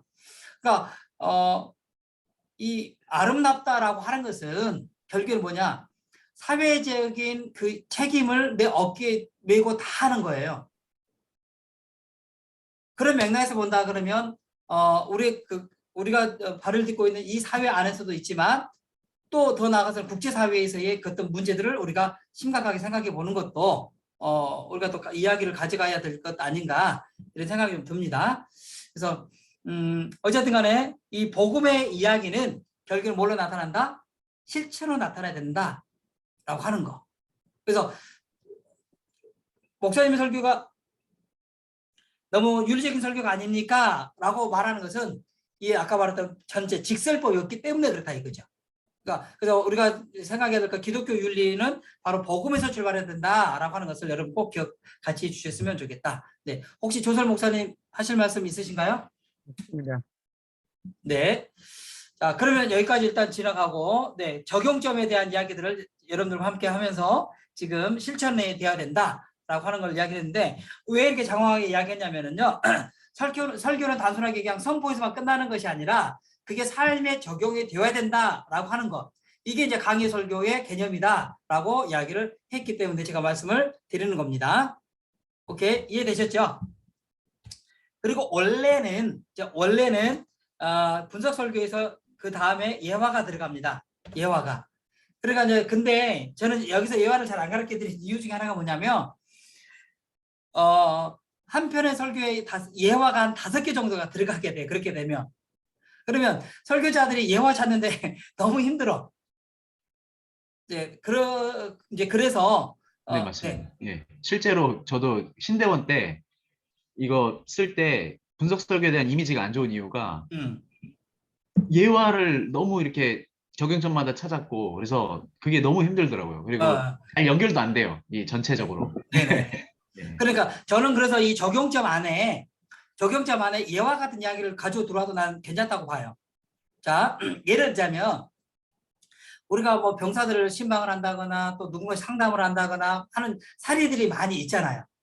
그러면 우리 회중들이 고민하는 문제, 당면한 문제들은 이런 신학적인 입장에서, 성경적인 입장에서 우리가 해석을 해줘야 돼요. 그러면 여러분들에게 제가 제안을 해드리고 싶은 게 뭐냐면, 이 병사, 이 사람, 저 사람 신방을 하고 나서, 상담을 하고 나서 무엇 때문에 고민하고 있는지 그 주제를 한번 정해보는 게 더 좋아요. 이 사람이 심리적인 문제 때문에 고민을 하면서 이게 이제 뭐 자존감 문제인지, 뭐 열등감 문제인지, 뭐 믿음 없는 것에 대한 고민인지, 이런 여러 가지 삶의 요소들을 가지고 고민을 한단 말이에요. 그렇죠? 근데 때로는 그런 사람들이 그런 문제를 가지고 해결을 한 이야기들도 있다 이 말이에요. 그렇죠? 그러면 그러한 것들이 다 적용점에 들어갈 수가 있어요. 예화 같은 적용점을 저는 써보자. 그리고 예화를 저는 이제 그렇게 생각이 드는데요. 저는 사실 예화라는 단어를 잘 안 써요. 솔직하게 말씀드리자면. 예화라는, 저는 이제 분석 설교도 저도 배웠기 때문에 분석 설교의 틀을 여러분들에게 가르쳐 드리는데요. 저는 가능한 예화를 잘 안 써. 왜냐하면 예화를 막 그 짜집기 하듯이 갖다가 쓰는 것 자체가 너무 인위적인 느낌이 들기 때문에 그래요. 그래서 저는 그 예화라기보다도 이야기성, 이야기, 이야기를 통해서 보여주고 있는 그 주제가 뭐냐, 이게 저는 더 중요하다고 생각하거든요. 어쨌든 간에 이것은 뭐 제 주장이고, 오늘은 이제 분석 설교를 이야기하는 거니까 분석 설교 틀에 대해서만 조금 더 이야기를 해 드릴게요. 그래서 저는 원래 예화를 써야 되는데 저는 예화를 잘 안 써요. 그리고 이 적용점에다가 예와 같은, 그리고 내가 신방하고 상담했던 사례들을 들어서 또 적용점을 이야기를 할 수 있다. 그리고 또 때로는 상담하고 막 하다가 보면 성도들이 고민하는 문제들이 있어요. 이런 것들을 이 적용점에다가 같이 넣어주면서 거기에 대한 실마리를 풀어갈 수 있도록 도와주는 것. 그래서 여러분, 성경적 설교를 하기 위해서는요, 우리 성도님, 우리 목회자들이 성도들과 늘 가까이 해야 돼요. 그래서 저는 예전에는 사실 신방 목회가 별로 의미 없다고 생각을 했는데 아니더라고요. 저는 철저하게 신방을 해야 된다라고 하는 것과 그다음에 상담을 해야 된다. 그래야지 우리 성도들이 뭐 때문에 힘들어하고 뭐가 고민이고 뭐 때문에 갈등하고 하는지를 찾고, 그다음에 그에 대한 우리가 신학적인 성경적인 응답을 해줘야 된다, 이거죠. 이게 목회 아닌가 싶어요. 이게. 그렇죠? 그래서 저는 이걸 굉장히 좀 더 강조하게 되었어요. 그리고 참 재미난 건, 신방 가면은 모르겠습니다. 목사님들 다 또 그런 경험이 있으시겠지만, 신방을 하게 되면 희한하게 또 자기 속 이야기를 다 끄집어 내줘요. 끄집어 내주고, 그러면 이분이 이런 것 때문에 고민하고 있구나, 또 알 수가 있잖아요. 그래서 저는 그런 맥락에서, 특히 설교의 입장에서 보더라도 신방과 상담이랄지 이런 것들이 잘 이루어져야 된다라고 저는 말씀 좀 드리고 싶습니다. 그리고 저는 꼭 한 가지 말씀드리는 게 뭐냐면, 이 소결론을 써. 소결론. 자, 그러니까 이 대지, 첫 번째 대지에 대한 소결론을 한 2-3줄 정도로 요약을 하는 거죠. 이 소결론이라고 하는 것은 이 단락을 이제 닫겠습니다, 이런 의미거든요. 그렇죠? 이 단락에 대한, 이 적용점 1에 대한 단락을 이제 마무리하겠습니다. 그래서 저는 이 소결론을 씁니다. 그리고 나중에 결론에 갈 때 이 소결론만 갖다 재요약을 해도 결론이 돼요. 이해되셨죠? 자, 이런 맥락에서 이제 주안점 1을 우리가 쓸 수 있겠습니다. 그러면 주안점 2, 3도 똑같은 이 구조로 가시면 되겠죠? 이 구조로 가시면 되는 거예요. 자, 혹시 여기까지 질문?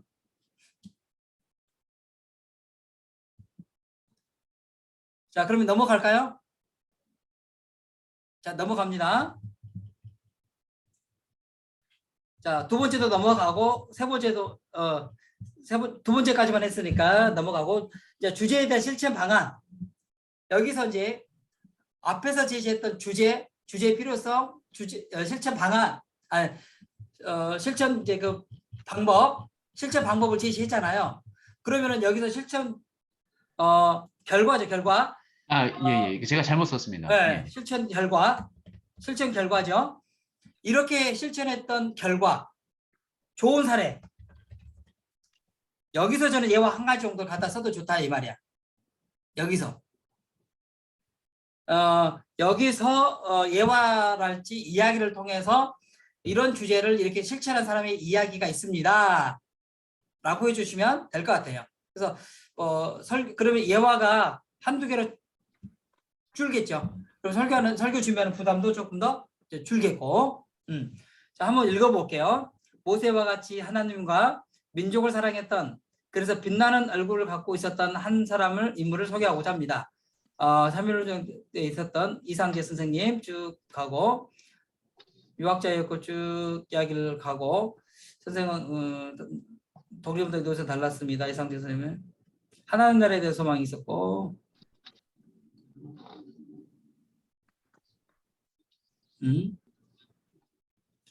78세 나이에 들기 전까지 청년들에게 요한계시록을 읽을 것을 권유하며,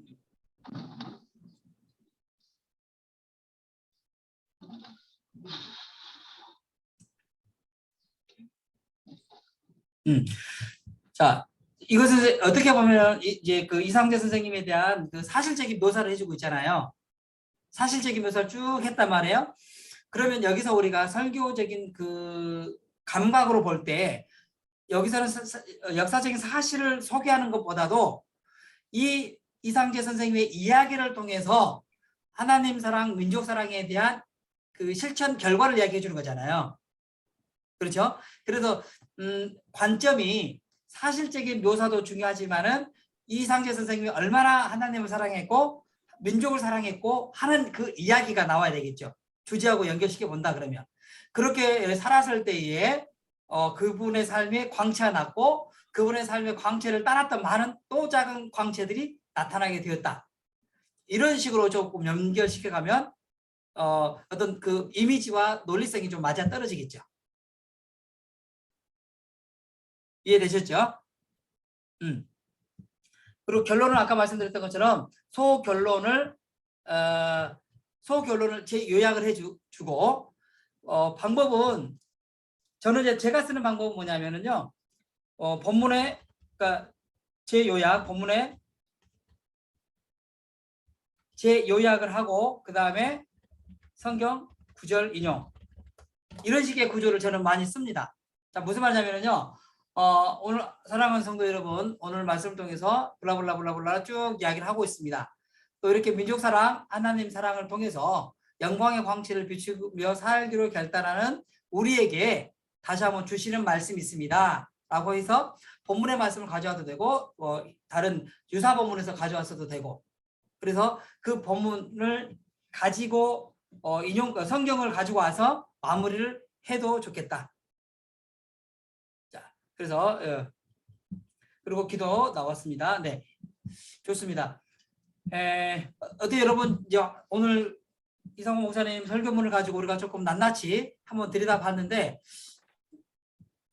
여러분 느낌이 좀 어떠신가요?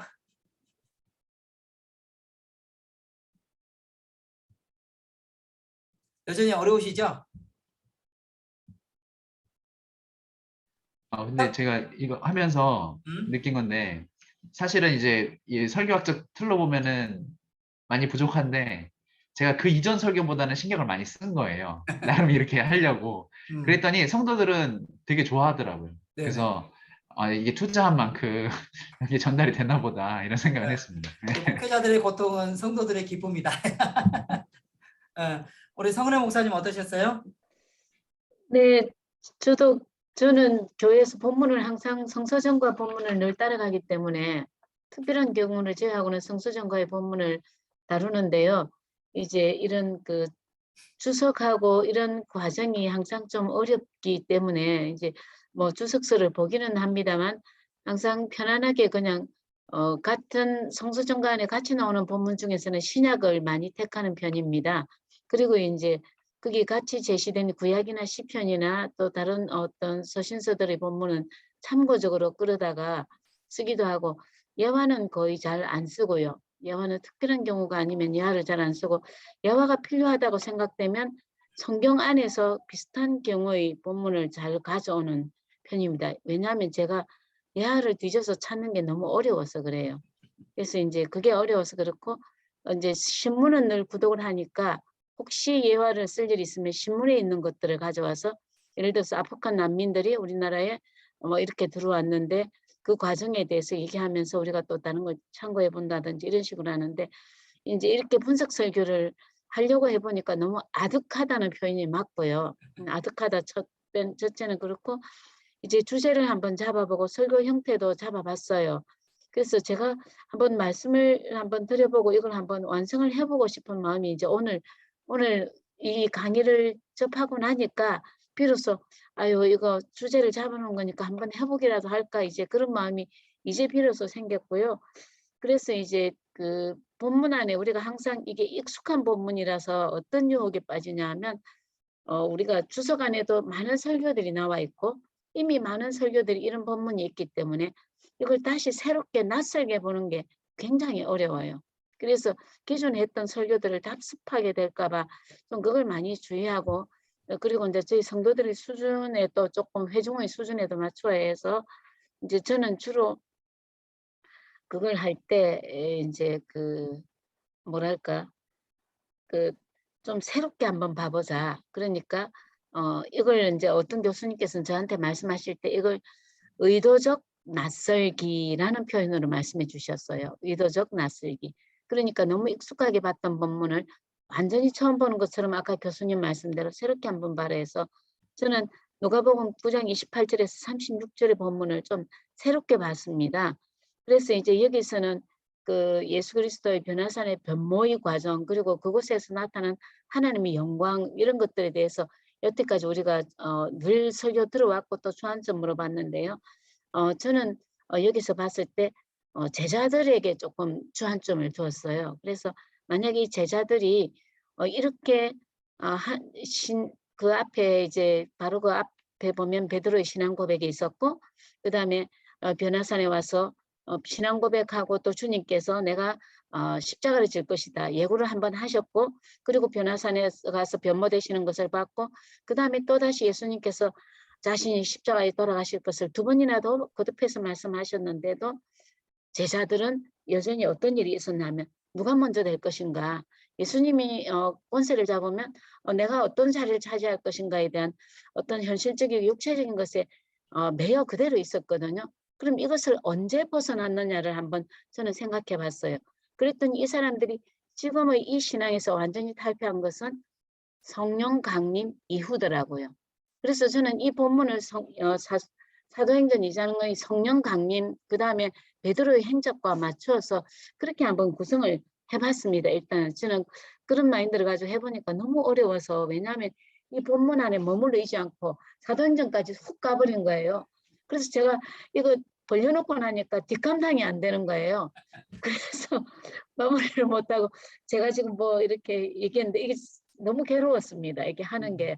이 사도행전까지 훅 마음은 이렇게 사도행전으로 가서 이 사람들이 여기서 이때를 머물러서 이렇게 졸고 있다가 헛소리하고 있는데 이 제자들이 진정한 부활, 사명을 제대로 감당하고 그 우리가 예수님이 주신 그 사명 안에 들어가서 제대로 정말 참 제자라고 할 수 있는 그 사도행전의 2장에 나오는 그런 능력을 가진 제자가 되기까지는 도대체 어떻게 해야만 이 사람들이 그렇게 될까 고민하다 보니까 이제 사도행전 2장으로 훅 가버린 거예요. 그래서 교수님 이렇게 뛰어넘어도 괜찮을까요? 제가 볼 때는요. 그런 그 아이디어만 가져와도 될 것 같아요. 아이디어만? 그러니까 봐보세요. 모세에게 하나님의 임재가 있었잖아요. 저는 그래서 주제를 임재 쪽에 맞췄거든요. 자, 예수님께서 변화산에서 임재하셨죠. 그 성령이 어떻게 보면 성령 임재라고 표현할게요. 그냥 그때가 당시는 신학적으로는 맞지 않는 표현이지만, 근데 제자들도 영광의 삶을 살았던 게 어디냐면 금방 같이 사도행전 성령 강림 이후란 말이에요. 성령의 임재란 말이에요.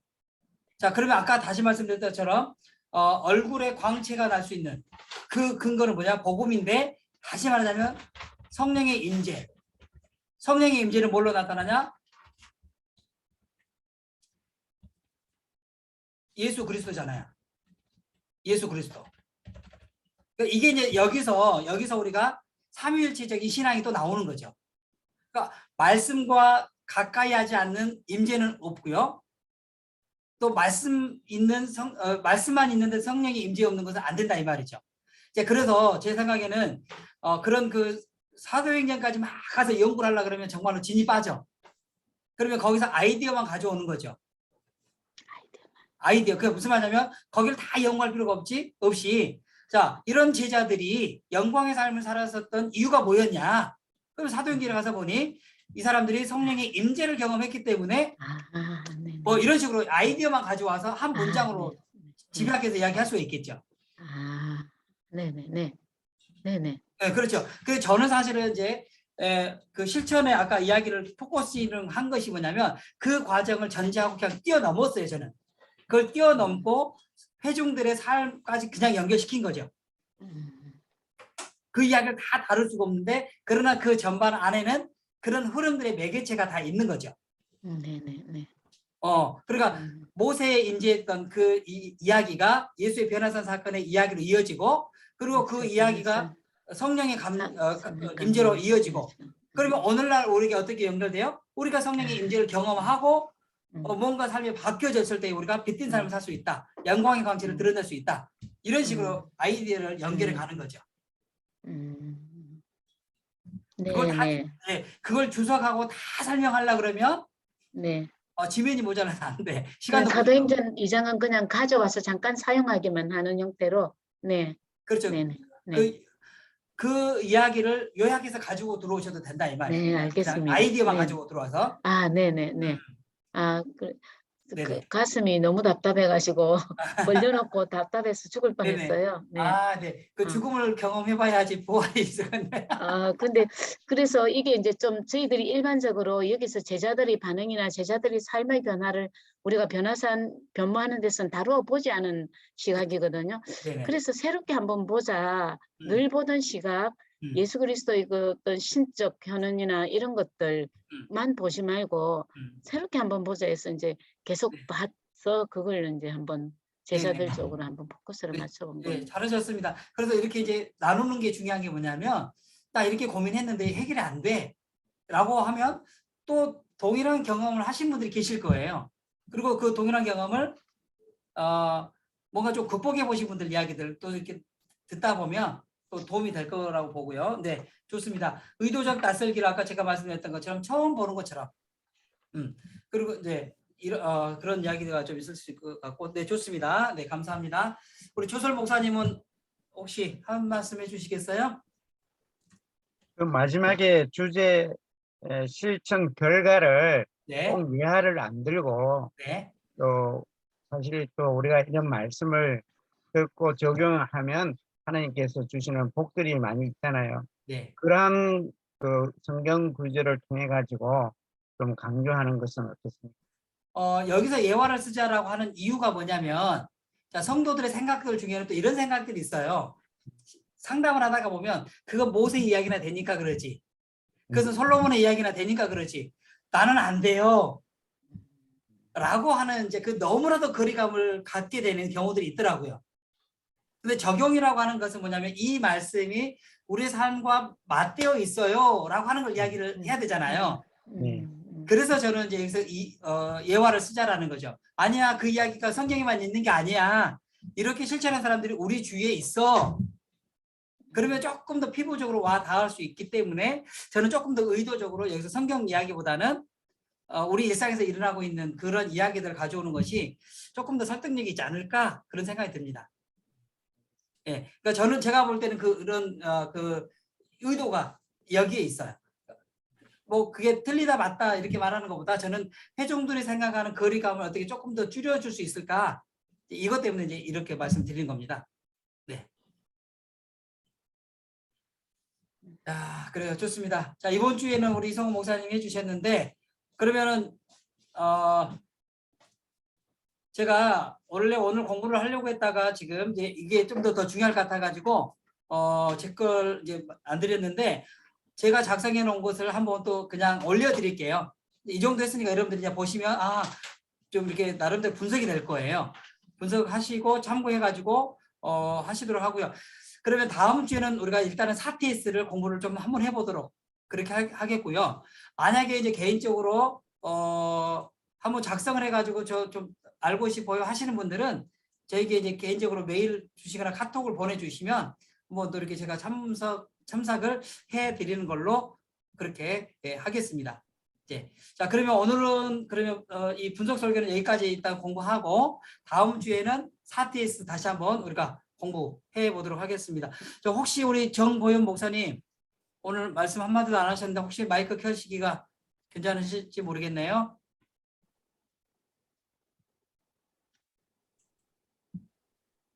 네. 자, 그러면 오늘 수업은 여기서 마치도록 하겠습니다. 자, 그럼 다음 주에 건강한 모습으로 또 뵙겠습니다. 수고했습니다. 네, 네, 감사합니다. 감사합니다.